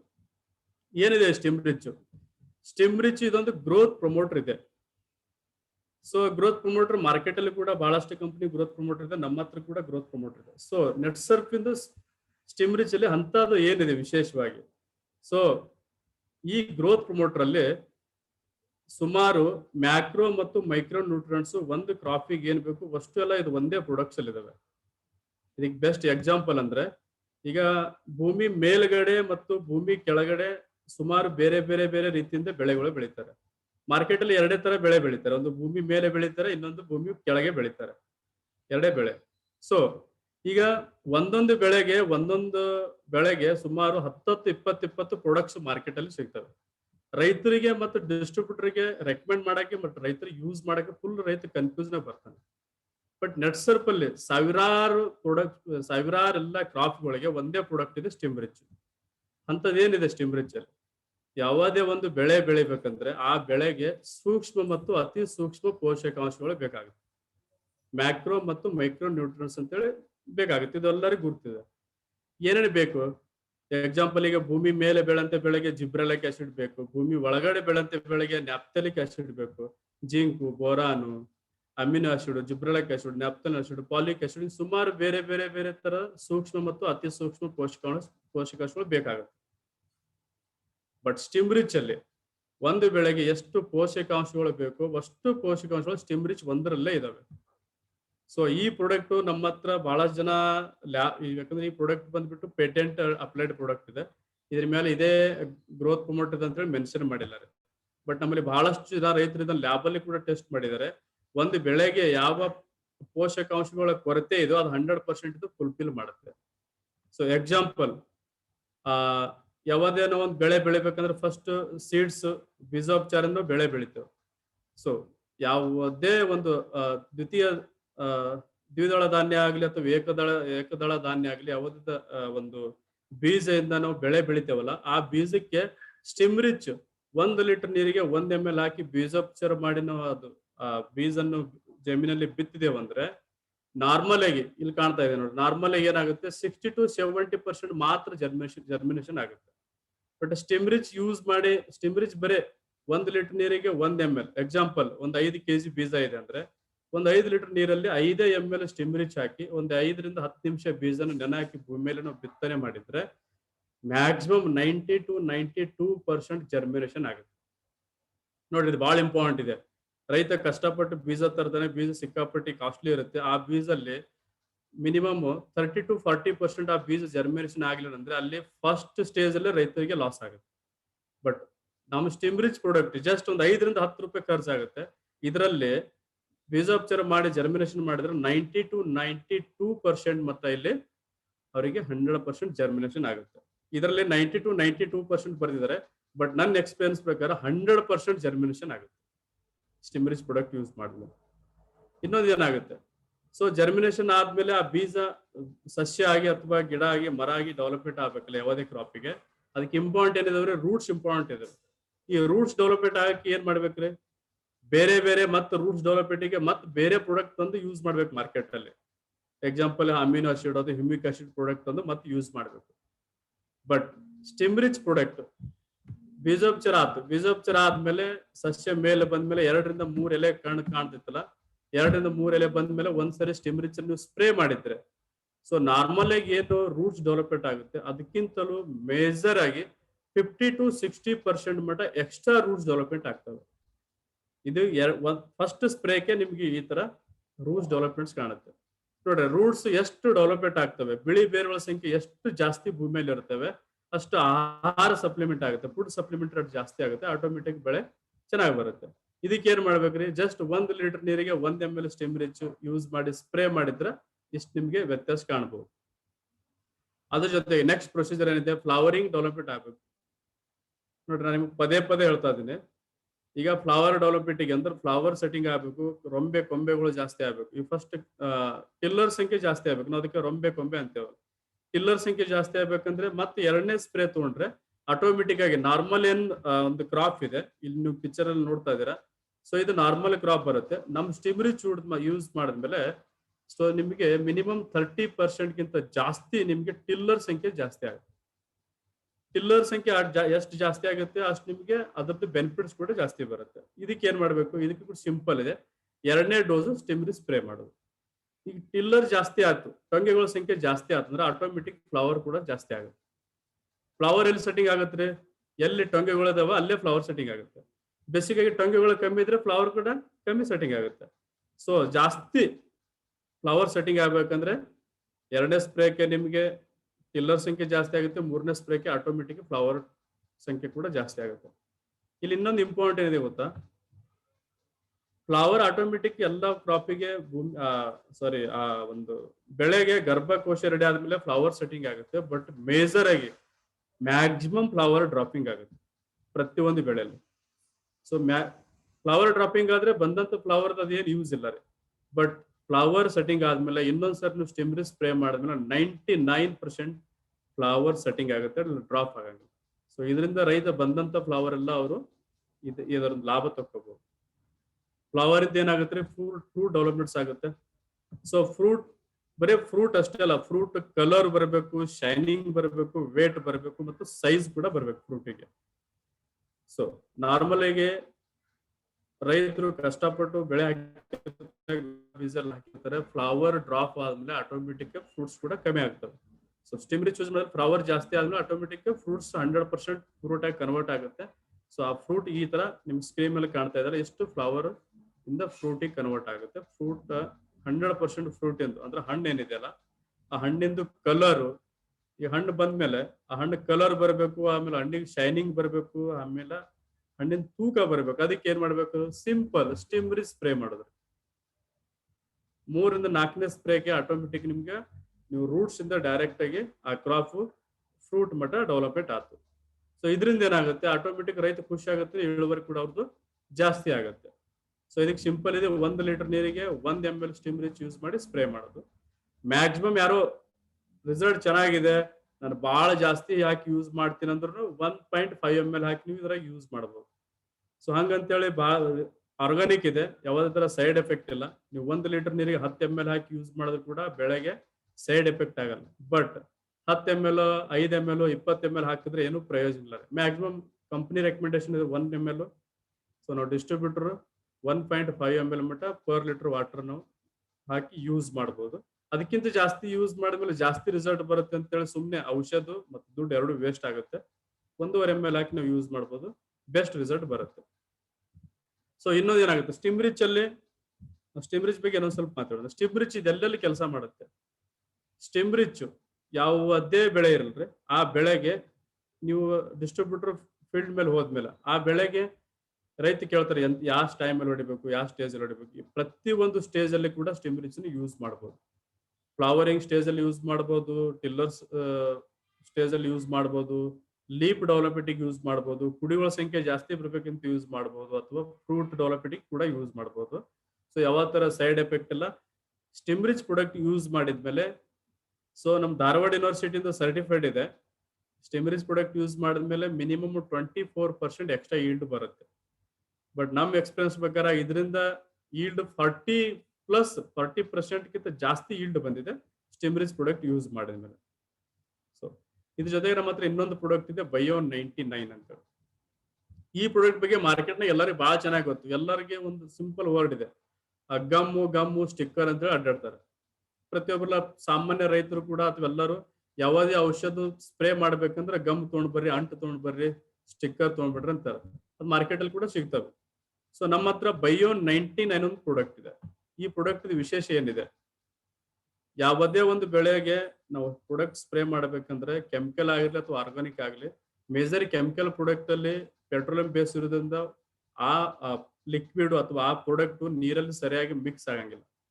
ಸೊ ಅದಕ್ಕೆ ಬಯೋ 99 ಪ್ರಾಡಕ್ಟ್ ಇದೆಲ್ಲ 3 ಲೀಟರ್ ನೀರಿಗೆ 1 ml ಹಾಕಿ ಯೂಸ್ ಮಾಡಿದ್ರೆ 100% ಯಾವ ಔಷಧಿ ಜೊತೆ ಈ ಪ್ರಾಡಕ್ಟ್ ಮಿಕ್ಸ್ ಮಾಡ್ತಾರೆ ನೀರಲ್ಲಿ ಡೆಲ್ಯೂಟ್ ಆಗಿ 100% ಮಿಕ್ಸ್ ಆಗುತ್ತೆ. ಎಕ್ಸಾಂಪಲ್ ಈ ತರ ಆಗುತ್ತೆ ನೋಡಿ, ನೀರಲ್ಲಿ ಹಾಕಿದ್ರು ಜೊತೆಗೆ ಸ್ಪ್ರೇ ಮಾಡಿದ್ಮೇಲೆ ಔಷಧ ಸೊ ಸ್ಲಿಪ್ ಆಗುತ್ತೆ ಎಲೆ ಮೇಲೆ. ಸೊ ಎಲೆ ಮೇಲೆ ಕೂಡ ಐಲಿಸ್, ನಮ್ಗೆ ಹಂಗ ಐಲಿಸ್ ಸ್ಕಿನ್ ಇರುತ್ತೆ, ಎಲೆ ಕೂಡ ಒಂದೊಂದು ಹಂತದೊಳಗಡೆ ಎಲೆ ಆ ಕ್ರಾಪ್ ಫ್ಲವರ್ ಡೆವಲಪ್ಮೆಂಟ್ ಸ್ಟೇಜ್ ಅಲ್ಲಿ ಅಥವಾ ಫ್ರೂಟ್ ಡೆವಲಪ್ಮೆಂಟ್ ಸ್ಟೇಜ್ ಅಲ್ಲಿ ಅದು ಕೂಡ ಆ ಕ್ರಾಪ್ ಮೆಚೂರ್ಡ್ ಆಗಂತ ಸ್ಟೇಜ್ ಅಲ್ಲಿ ಆ ಎಲೆ ಮೇಲೆ ಕೂಡ ಒಂಥರ ಲಿಕ್ವಿಡ್ ಜನರೇಟ್ ಆಗುತ್ತೆ. ಅವಾಗ ನಾವು ಯಾವುದೇ ಔಷಧ ಸ್ಪ್ರೇ ಮಾಡಿದ್ಮೇಲೆ ಮ್ಯಾಕ್ಸಿಮಮ್ ಔಷಧ ಸ್ಲಿಪ್ ಆಗುತ್ತೆ. ಬಟ್ ಬಯೋ 99 ಪ್ರಾಡಕ್ಟ್ ಯೂಸ್ ಮಾಡಿದ್ಮೇಲೆ ಆ ಔಷಧ ಸ್ಲಿಪ್ ಆಗಲ್ಲ, 100% ಆ ಸೂಕ್ಷ್ಮ ರಂಧ್ರಗಳ ಮುಖಾಂತರ ಆ ಬೆಳೆಯಲ್ಲಿ ಆ ಎಲೆಯಲ್ಲಿ 100% ಸ್ಪ್ರೆಡ್ ಆಗುತ್ತೆ. ಸೊ ಔಷಧ ನಾವು ಎಲೆ ಮೇಲೆ ಸ್ಪ್ರೇ ಮಾಡ್ತೀವಿ, ಬಟ್ ಬಯೋ 99 ಮಿಕ್ಸ್ ಮಾಡಿ ಔಷಧ ಸ್ಪ್ರೇ ಮಾಡಿದ್ರೆ ಅಪ್ ಟು ರೂಟ್ಸ್ ಮಟ್ಟ ಆ ಔಷಧ ಎಲ್ಲ ಕಡೆ ಸ್ಪ್ರೆಡ್ ಆಗುತ್ತೆ. ಜೊತೆಗೆ ಒಂದೊಂದ್ಸರಿ ಸ್ಪ್ರೇ ಮಾಡಿದ್ಮೇಲೆ ಸ್ಪ್ರೇ ಮಾಡಿ 1 hour ಆದ್ಮೇಲೆ ಸಿಕ್ಕಾಪಟ್ಟೆ ಮಳೆ ಬರುತ್ತೆ, ಅನಿವಾರ್ಯವಾಗಿ ಒಂದೊಂದ್ಸರಿ ಬಿಸಿಲೊಳಗಡೆ ಸ್ಪ್ರೇ ಮಾಡ್ಬೇಕಾಗುತ್ತೆ. ಮಳೆ ಸ್ಪ್ರೇ ಮಾಡಿ ಮಳೆ ಬಂತಂದ್ರೆ ಔಷಧ ವರ್ಕ್ ಆಗಲ್ಲ, ಬಿಸಿಲಲ್ಲಿ ಸ್ಪ್ರೇ ಮಾಡೋದು ಕೂಡ ಔಷಧ ವರ್ಕ್ ಆಗಲ್ಲ. ಬಟ್ ಅಂತ ಸಿಚುವೇಶನ್ ಅಲ್ಲಿ ಬಯೋ 99 ಪ್ರಾಡಕ್ಟ್ 100% ಆ ಔಷಧನ್ನು ವೇಸ್ಟ್ ಮಾಡಿಕೊಡಂಗಿಲ್ಲ. ಇನ್ನೊಂದು ಇಂಪಾರ್ಟೆಂಟ್ ಏನಿದೆ, ಬಯೋ 99 ಅಲ್ಲಿ ನಮ್ಮದು ಇದಕ್ಕಿಂತ ಮುಂಚೆ ಬಯೋ 95 ಅಂತಿತ್ತು. 2020ರಲ್ಲಿ ಅಪ್ಡೇಟ್ ವರ್ಷನ್ ಅಲ್ಲಿ ಬಯೋ 99 ಅಂತ ಬಂದಿದೆ. ಬಯೋ 99 ಪ್ರಾಡಕ್ಟ್ ಏನಿದೆ ಇದರಲ್ಲಿ 330 ppm ನೀಮ್ ಆಯಿಲ್ ಇದೆ ರೀ. ಸೊ ನೀಮ್ ಆಯಿಲ್ ಏನ್ ಮಾಡುತ್ತೆ, ಯಾವುದೇ ಔಷಧ ಜೊತೆ ನಾವು ಬಯೋ 99 ಮಿಕ್ಸ್ ಮಾಡಿದ್ಮೇಲೆ ಆ ಎಲೆ ವಿಷ ಆಗುತ್ತೆ, ಕೈ ಆಗುತ್ತೆ. ಅಲ್ಲಿ ಮಿನಿಮಮ್ 30 to 40% ಮಟ್ಟ ಕೀಟ ಬಾಧೆಯಿಂದ ಬೆಳೆ ಸುರಕ್ಷಿತವಾಗಿರುತ್ತೆ. ಇದರಿಂದ ಏನಾಗುತ್ತೆ, 30 to 40% ನಮ್ದು ದುಡ್ಡು ಸೇವ್ ಆಗುತ್ತೆ. ಜೊತೆಗೆ ಇತ್ತಿತ್ತಲಾಗಿ ಬಯೋ 99 ಯಾವಾಗ ಪ್ರಾಡಕ್ಟ್ ಅಪ್ಡೇಟ್ ಆಯ್ತು, ಇದರಲ್ಲಿ ಸಿಲಿಕಾನ್ ಬೇಸ್ ಕಂಟೆಂಟ್ ಆಡ್ ಮಾಡಿದ್ದಾರೆ. ಮೇಜರ್ ಆಗಿ ಸಿಲಿಕಾನ್ ಬೇಸ್ ಕಂಟೆಂಟ್ ಸೆಪರೇಟ್ ಆಗಿ ತರಬೇಕಾಗುತ್ತೆ. ಅದು ಎಜುಕೇಟೆಡ್ ರೈತರು ತರ್ತಾರೆ, ಬಹಳ ಜನಕ್ಕೆ ಕಮ್ಮಿ ಗುರ್ತದು. ಬಟ್ ಬಯೋ 99 ನಟ್ಸರ್ ಕಂಪ್ನಿ ಬಯೋ 99 ಅಲ್ಲಿ by product silicon content add ಮಾಡೋದ್ರಿಂದ ಇದರಿಂದ ಲಾಭ ಏನ್ರಿ ಗೊತ್ತಾ? ಸೊ ಬಯೋ 99 ಪ್ರಾಡಕ್ಟ್ ಯಾವುದೇ ಔಷಧ ಜೊತೆ ಸ್ಪ್ರೇ ಮಾಡಿದ್ಮೇಲೆ ಮಾರ್ಕೆಟ್ ಅಲ್ಲಿ ಅಥವಾ ಆ ತೋಟದಲ್ಲಿ ಆ ಬೈಲಲ್ಲಿ ಏನು ಕ್ರಿಮಿ ಕೀಟಗಳು ಇರ್ತಾವಲ್ಲ ಅಷ್ಟು ಈಸಿಯಾಗಿ ಬಂದು ಆ ಪೇಸ್ಟ್ ಆ ಎಲೆಯನ್ನು ಕಟ್ ಮಾಡಕ್ ಆಗಲ್ಲ, ಅದ್ರ ಮೇಲೆ ಒಂದು ಕೋಟಿಂಗ್ ಕ್ರಿಯೇಟ್ ಆಗುತ್ತೆ. ಸೊ ಹಂಗಂತೇಳಿ ದ್ವಿತೀಯ ಸಂಶ್ಲೇಷಣೆ ಕ್ರಿಯೆಗೆ ಏನು ತೊಂದರೆ ಇಲ್ಲ ರೀ, ಅದ್ರ ಪಾಡಿಗೆ ಅದು ಕೆಲಸ ಮಾಡ್ತಾ ಇರುತ್ತೆ. ಪೇಸ್ಟ್ ಅಷ್ಟು ಈಸಿಯಾಗಿ ಬಂದು ಕಟ್ ಮಾಡಂಗಿಲ್ಲ. ಜೊತೆಗೆ ಹೆವಿ ಬಿಸಿಲು, ಅಂದ್ರೆ ಬೇಸಿಗೆ ಕಾಲದಲ್ಲಿ ಬಿಸಿಲು ಜಾಸ್ತಿ ಬರುತ್ತೆ. ಆ ಬಿಸಿಲಿನಿಂದ ಸನ್ಬರ್ನ್ ಅಂತೇಳಿ ಅಥವಾ ಫ್ರೂಟ್ ಮೇಲೆ, ಎಲೆ ಮೇಲೆ, ಮೇಜರ್ ಆಗಿ ಹೂವಿನ ಮೇಲೆ ಮತ್ತು ಸನ್ಬರ್ನ್ ಆದ್ಮೇಲೆ ಅದ್ರದ್ದು ಶೈನಿಂಗ್ ಹೋಗ್ಬಿಡುತ್ತೆ. ಶೈನಿಂಗ್ ಹೋದ್ಮೇಲೆ ಆಟೋಮೆಟಿಕ್ ಮಾರ್ಕೆಟ್ ಅಲ್ಲಿ ಅದ್ರದ್ದು ವ್ಯಾಲ್ಯೂ ಕೂಡ ಕಮ್ಮಿ ಆಗುತ್ತೆ. ಬಟ್ Bio-99 ಪ್ರಾಡಕ್ಟ್ ಯೂಸ್ ಮಾಡಿದ್ಮೇಲೆ ಆ ಸನ್ಬರ್ನ್ ಆಗೋ ಚಾನ್ಸಸ್ 90% ಕಮ್ಮಿ ಇರುತ್ತೆ. ಸೊ 30 to 40% ನಾವು ಕೀಟ ಬಾಧೆಯಿಂದ ಕೂಡ ಆ ಬೆಳೆಯನ್ನು ಸಂರಕ್ಷಣೆ ಮಾಡಬಹುದು. ಅಷ್ಟು ಕೆಲಸ Bio-99 ಮಾಡುತ್ತೆ. ಸೊ ನೆಕ್ಸ್ಟ್ ಪ್ರಾಡಕ್ಟ್ ಬಂದ್ಬಿಟ್ಟು ನಮ್ಮ ಹತ್ರ NPK. ಸಾರಿ, NPK ಬಗ್ಗೆ ನಿಮಗೆ ಪ್ರತಿಯೊಬ್ಬರು NPK ವರ್ಡ್ ಕೇಳಿದ್ದಾರೆ. NPK ಪ್ರತಿಯೊಬ್ಬ ಸಾಮಾನ್ಯ ರೈತರು ಕೂಡ ಎಲ್ಲರಿಗೂ NPK ಬೇಕು. NPK ಏನಿದೆ, ಪ್ರಥಮ ಪೋಷಕಾಂಶಗಳು. ಒಂದು ಭೂಮಿಗೆ, ಪ್ರತಿಯೊಂದು ಬೆಳೆಗೆ ಫಸ್ಟ್ ನ್ಯೂಟ್ರಿಮೆಂಟ್ ಬಂದ್ಬಿಟ್ಟು NPK. ಸೊ NPK ಅಂದ್ರೆ ಏನು ಗೊತ್ತಾ, ನೈಟ್ರೋಜನ್, ಫಾಸ್ಫರಸ್, ಪೊಟ್ಯಾಶ್. ಇದು ಮಾರ್ಕೆಟ್ ಅಲ್ಲಿ ತರ್ತಾರೆ, ಕೆಮಿಕಲ್ ಅಲ್ಲಿ ಸಿಗುತ್ತೆ, ಆರ್ಗಾನಿಕ್ ಅಲ್ಲಿ ಕೂಡ ಸಿಗುತ್ತೆ, ಸಾವಯವಲ್ಲಿ ಬಹಳಷ್ಟು ಪ್ರಾಡಕ್ಟ್ ಕೂಡ ಬಂದಿದ್ದಾವೆ. ಮೇಜರ್ ಆಗಿ ರೈತರು ಕೆಮಿಕಲ್ ಪ್ರಾಡಕ್ಟ್ ಹಾಕ್ತಾರೆ. ಸೊ ಹಾಗಾದ್ರೆ ನೆಟ್ಸರ್ಪ್ NPK ಏನಿದೆ, ನೆಟ್ಸರ್ಪ್ NPK ಇದು ಯಾವುದೇ ತರ ಫರ್ಟಿಲೈಸರ್ ಅಲ್ಲ ರೀ, ಇದು ಬ್ಯಾಕ್ಟೀರಿಯಲ್ ಬೇಸ್ ಪ್ರಾಡಕ್ಟ್ ಇದೆ. ಎಕ್ಸಾಂಪಲ್ ಇದು ಏನ್ ಕೆಲಸ ಮಾಡುತ್ತೆ, ರೈತರಿಗೆ ಇವತ್ತಿನ ಡೇಟ್ನಾಗೆ ಸಿಕ್ಕಾಪಟ್ಟಿ ಲಾಭ ಕೊಡಂತ ಪ್ರಾಡಕ್ಟ್ ನೆಟ್ಸರ್ಪ್ NPK ಪ್ರಾಡಕ್ಟ್. ಇದನ್ನು ಬಹಳಷ್ಟು ಜನ ರಿಸಲ್ಟ್ ನೋಡಿದ್ರು. ಏನಿದೆ, ಫಸ್ಟ್ ಬಂದ್ಬಿಟ್ಟು ನೈಟ್ರೋಜನ್. ಯೂರಿಯಾದೊಂದು ಹಾಕ್ತೇವ ಮಾರ್ಕೆಟ್ ಅಲ್ಲಿ 4600 ಯೂರಿಯಾ ಸಿಗುತ್ತೆ. ಬೇರೆ ಬೇರೆ ಒಂದು ಪ್ರಮಾಣದಲ್ಲಿ ಯೂರಿಯಾ ಕೂಡ ಹಾಕ್ತೇವೆ ನಾವು. 72% ನೈಟ್ರೋಜನ್ ವಾತಾವರಣದಲ್ಲಿ ಇದೆ. ಸೊ ಅದು ಬೆಳೆಗೆ ಸಿಗ್ತಾ ಇಲ್ಲ ರೀ. ಯಾಕೆ ಸಿಗ್ತಾ ಇಲ್ಲ ಎಲ್ಲರಿಗೂ ಗುರ್ತಿದೆ, ಅದ್ರ ಬಗ್ಗೆ ನಾ ಜಾಸ್ತಿ ಹೇಳಂಗಿಲ್ಲ ರೀ. ಎಲ್ಲರೂ ಮ್ಯಾಕ್ಸಿಮಮ್ ಸರ್ಕಾರಿ ಗೊಬ್ಬರ ಯೂಸ್ ಮಾಡ್ತಾ ಇದಾರೆ, ಕೆಮಿಕಲ್ ಪ್ರಾಡಕ್ಟ್ ಅನ್ನು ಯೂಸ್ ಮಾಡ್ತಾ ಇದಾರೆ. ಇದರಿಂದಾಗಿ ಭೂಮಿಯಲ್ಲಿ ಅಜಿಟೋ ಬ್ಯಾಕ್ಟೀರಿಯಾಗಳ ಪ್ರಮಾಣ ಕಮ್ಮಿ ಆಗಿದೆ. ಅಲ್ಪ ಸ್ವಲ್ಪ ಇದೆ, ಅದು ಭೂಮಿ ಬಿಟ್ಟು ಆಳವಾಗಿ ಭೂಮಿಯಲ್ಲಿ ಕೆಳಗಡೆ ಇದಾವೆ. ಬಟ್ ನೆಟ್ಸರ್ಪ್ ಎಂದು ಪ್ರಾಡಕ್ಟ್ ನೀವು ಭೂಮಿಗೆ ಅಪ್ಲೈ ಮಾಡಿದ್ರೆ 72% ಯೂರಿಯಾ, ನೈಟ್ರೋಜನ್ ಬೆಳೆಗೆ ನೈಸರ್ಗಿಕವಾಗಿ ಒದಗಿಸ್ಕೊಡಂತ ಕೆಲಸ ನಮ್ಮ ಅಜಿಟೋ ಬ್ಯಾಕ್ಟೀರಿಯಾಗಳು ಮಾಡ್ತಾರೆ. ಅಜಿಟೋ ಬ್ಯಾಕ್ಟೀರಿಯಾಗಳು ಇನ್ನೊಂದು ಇಂಪಾರ್ಟೆಂಟ್ ಏನಿದೆ, ನಮ್ದು ಅಜಿಟೋ ಬ್ಯಾಕ್ಟೀರಿಯಾ, ನೆಟ್ಸರ್ಪ್ ಕಂಪನಿ ಅಜಿಟೋ ಬ್ಯಾಕ್ಟೀರಿಯಾಗಳು ಇವ್ರದ್ದು ಮಲ್ಟಿಪ್ಲಿಕೇಶನ್ ರೇಷಿಯೋ ಇದೆ 10:12. ಸೊ ಆಮೇಲೆ ಇದ್ರದ್ದು ಮೇಂಟೆನೆನ್ಸ್ ಏನಿದೆ, example NPK product manufacturing date ಹಿಡ್ಕೊಂಡು ಎಕ್ಸ್ಪೈರಿ ಡೇಟ್ 1 year ಇದೆ, ಎಕ್ಸ್ಪೈರಿಂಗ್ ಡೇಟ್ 1 year ಇದೆ. ನಮ್ದು 1 ml NPK ಭೂಮಿಯಲ್ಲಿ ಬಿತ್ತಂದ್ರೆ ಪ್ರತಿ ಸೆಕೆಂಡಿಗೆ 10-12 ಸರಿ ಗುಣಿಸಿದ ಮೇಲೆ ಎಷ್ಟಾಗುತ್ತೆ, ಅಷ್ಟು ಕೋಟಿಗಿಂತ ಜಾಸ್ತಿ ಬ್ಯಾಕ್ಟೀರಿಯಾಗಳು ಮಲ್ಟಿಪ್ಲಿಕೇಶನ್ ಆಗ್ತವೆ ಸಾಯಿಲ್ ಅಲ್ಲಿ, ಭೂಮಿಯಲ್ಲಿ. ಅವಾಗ ಬ್ಯಾಕ್ಟೀರಿಯಲ್ ಕೆಲಸ ಏನ್ರಿ, ಭೂಮಿಯಲ್ಲಿ ಇದ್ದಂತ ಕಸ ಕಡ್ಡಿ, ವೇಸ್ಟ್ ಡಿಕಾಂಪೋಸ್ಟರ್, ಕೊಳ್ತಿದಂತ ಬೇರು, ಮಣ್ಣು, ಎರೆಹುಳ ಏನ್ ಕೆಲಸ ಮಾಡುತ್ತೆ, ಆ ತರ ಸೂಕ್ಷ್ಮ ಬಿದ್ದಂತ ಕಸ ಕಡ್ಡಿಗಳೆಲ್ಲ ತಿಂದು ಅದರಲ್ಲೇ ನೈಟ್ರೋಜನ್, ಫಾಸ್ಫರಸ್, ಪೊಟ್ಯಾಶ್ ಭೂಮಿಗೆ ನೈಸರ್ಗಿಕವಾಗಿ ಒದಗಿಸಿಕೊಡುದು. ಇನ್ನೊಂದು, ಸುಮಾರು 10-15 ವರ್ಷದಿಂದ 20 ವರ್ಷದಿಂದ ಏನೇ ಫರ್ಟಿಲೈಸರ್ ಭೂಮಿಯಲ್ಲಿ ಹಾಕ್ತಾ ಬಂದಿದ್ದಾರೆ, ಅದರಲ್ಲಿ ಮ್ಯಾಕ್ಸಿಮಮ್ 30-40% ಕೆಮಿಕಲ್ ಭೂಮಿಯಲ್ಲಿ ಹಾಗೆ ಇದೆ. ಅದು ಭೂಮಿಗೆ ಸಿಗ್ತಾ ಇಲ್ಲ. ಇದರಿಂದ ಭೂಮಿ ಕೂಡ ಗಟ್ಟಿ ಆಗಿದೆ. ಹೆಂಗ್ ಡೈ ಅಮೋನಿಯಂ ಆಗುತ್ತೆ, ಅದು ಟ್ರೈ ಅಮೋನಿಯಂ ಅಂತ ಭೂಮಿಯಲ್ಲಿ ಹಂಗೆ ಇದೆ. ಸೊ ನಮ್ಮ NPK ಪ್ರಾಡಕ್ಟ್ ಕೊಟ್ರೆ ಏನು ಭೂಮಿಯಾಗಿ ಇಲ್ಲಿ ಮಟ್ಟ ಕೆಮಿಕಲ್ ವೇಸ್ಟ್ ಬಿದ್ದಿದೆ, ಭೂಮಿಗೆ ಭಾರ ಆಗಿ ಕುಂತಿದೆ, ಅದನ್ನು ನೈಸರ್ಗಿಕವಾಗಿ ಮತ್ತೆ ಡೈ ಅಮೋನಿಯಂ ಅಂದ್ರೆ ನೈಸರ್ಗಿಕವಾಗಿ ನೈಟ್ರೋಜನ್, ಫಾಸ್ಫರಸ್, ಪೊಟ್ಯಾಶ್ ಅದು ಕನ್ವರ್ಟ್ ಮಾಡಿ ಬೆಳೆ ಕೊಡುತ್ತೆ. ಇದರಿಂದ ಏನಾಗುತ್ತೆ, ಭೂಮಿ ಜಡತ್ವದಿಂದ ಬಿಡುಗಡೆ ಆಗುತ್ತೆ, ನೈಸರ್ಗಿಕವಾಗಿ ಭೂಮಿಯಲ್ಲಿ ಪ್ರಥಮ ಪೋಷಕಾಂಶಗಳು ಡೆವಲಪ್ಮೆಂಟ್ ಆಗ್ತವೆ. ಇದು ಲಿಮಿಟ್ ಆಗುತ್ತೆ. ವರ್ಷವಿಡೀ ಒಂದು ಸರಿ ನೀವು ಭೂಮಿಯಾಗ ಹಾಕಿದ್ರಂದ್ರೆ ವರ್ಷವಿಡೀ ಭೂಮಿಯಲ್ಲಿ ಇವು ಪ್ರಥಮ ಪೋಷಕಾಂಶಗಳು ಬೆಳೆಗೆ ಸಿಗ್ತಾನೆ ಇರ್ತವೆ. ಸೊ ಇನ್ನೊಂದು, ಭೂಮಿಯಲ್ಲಿ ಇವತ್ತು ನೀವು ನೈಟ್ರೋಜನ್ ಇದೆ ಅಥವಾ ಫಾಸ್ಫರಸ್ ಇದೆ ಅಥವಾ ಪೊಟ್ಯಾಶ್ ಇದೆ, ನೀವು ಏಪ್ರಿಲ್ ತಿಂಗಳಲ್ಲಿ ಮ್ಯಾನುಫ್ಯಾಕ್ಚರ್ ಆಗಂತ ಪ್ರಾಡಕ್ಟ್ ನಿಮ್ಮ ಹತ್ರ ಇದೆ. ಸೊ ನೆಕ್ಸ್ಟ್ ನೀವು ಮಾರ್ಚ್ ಮಠ ಈ ಪ್ರಾಡಕ್ಟ್ ರೇಷಿಯೋ 10:12 ಇರುತ್ತೆ. ಅಂತ ಸ್ಟ್ಯಾಂಡರ್ಡ್ ಬ್ಯಾಕ್ಟೀರಿಯಾಗಳು ಇದರಲ್ಲಿ ಇದಾವೆ. ಸೊ ಈ ಪ್ರಾಡಕ್ಟ್ ಯಾವಾಗ ಅಪ್ಲೈ ಮಾಡೋದು, ಈ ಪ್ರಾಡಕ್ಟ್ ವರ್ಷದ ಪೂರ್ತಿ ಯಾವಾಗಲೂ ನೀವು ಅಪ್ಲೈ ಮಾಡ್ಬೋದು. ಸೊ ಯಾವ ಹಂತದಲ್ಲಿ ಕೂಡ ಅಪ್ಲೈ ಮಾಡ್ಬೋದು. ಸೊ ಬೆಳೆ ಸ್ಟಾರ್ಟಿಂಗ್ ಏನ್ ಬೆಳೆ ಡೆವಲಪ್ಮೆಂಟ್ ಸ್ಟೇಜ್ ಇರುತ್ತೆ ಆ ಟೈಮಲ್ಲಿ NPK 3 ಹಾಕಿದ್ರಿ. ಆಮೇಲೆ ಫ್ಲವರ್ ಏನ್ ಬರುತ್ತೆ ಬೆಳೆಗೆ ಯಾವಾಗ ಹೂ ಬರಕ್ ಸ್ಟಾರ್ಟ್ ಆಗುತ್ತೋ ಆ ಟೈಮಲ್ಲಿ ಎನ್ ಅನ್ನು ಕಟ್ ಮಾಡೋದ್ರಿ. ಅಂದ್ರೆ ನೈಟ್ರೋಜನ್ ಹಾಕಂಗಿಲ್ಲ. ಅವಾಗ ನಾವು ಎನ್ ಹಾಕಿದ್ವಿ ಅಂದ್ರೆ ಏನಾಗುತ್ತೆ, ಫ್ಲವರ್ ಡ್ರಾಪ್ ಆಗುತ್ತೆ. ನಿಮ್ಗೆ ಗೊತ್ತಿದೆ, ಈ ಹೂ ಬಂದಾಕ್ರ ನಾವು ಯೂರಿಯಾ ಹಾಕಂಗಿಲ್ಲ. ಯೂರಿಯಾ ಹಾಕಿದ್ರೆ ಏನಾಗುತ್ತೆ, ಹೂ ಡ್ರಾಪ್ ಆಗುತ್ತೆ. ಅದು ಯಥೇಚ್ಛವಾಗಿ ಅಲ್ಲಿ ಶೀತ ಆಗುತ್ತೆ, ನೈಟ್ರೋಜನ್ ಜಾಸ್ತಿ ಆದ್ಮೇಲೆ ಆಟೋಮೆಟಿಕ್ ಫ್ಲವರ್ ಡ್ರಾಪ್ ಆಗುತ್ತೆ. ಸೊ ಆ ಟೈಮಲ್ಲಿ ಎನ್ ಹಾಕಂಗಿಲ್ಲ.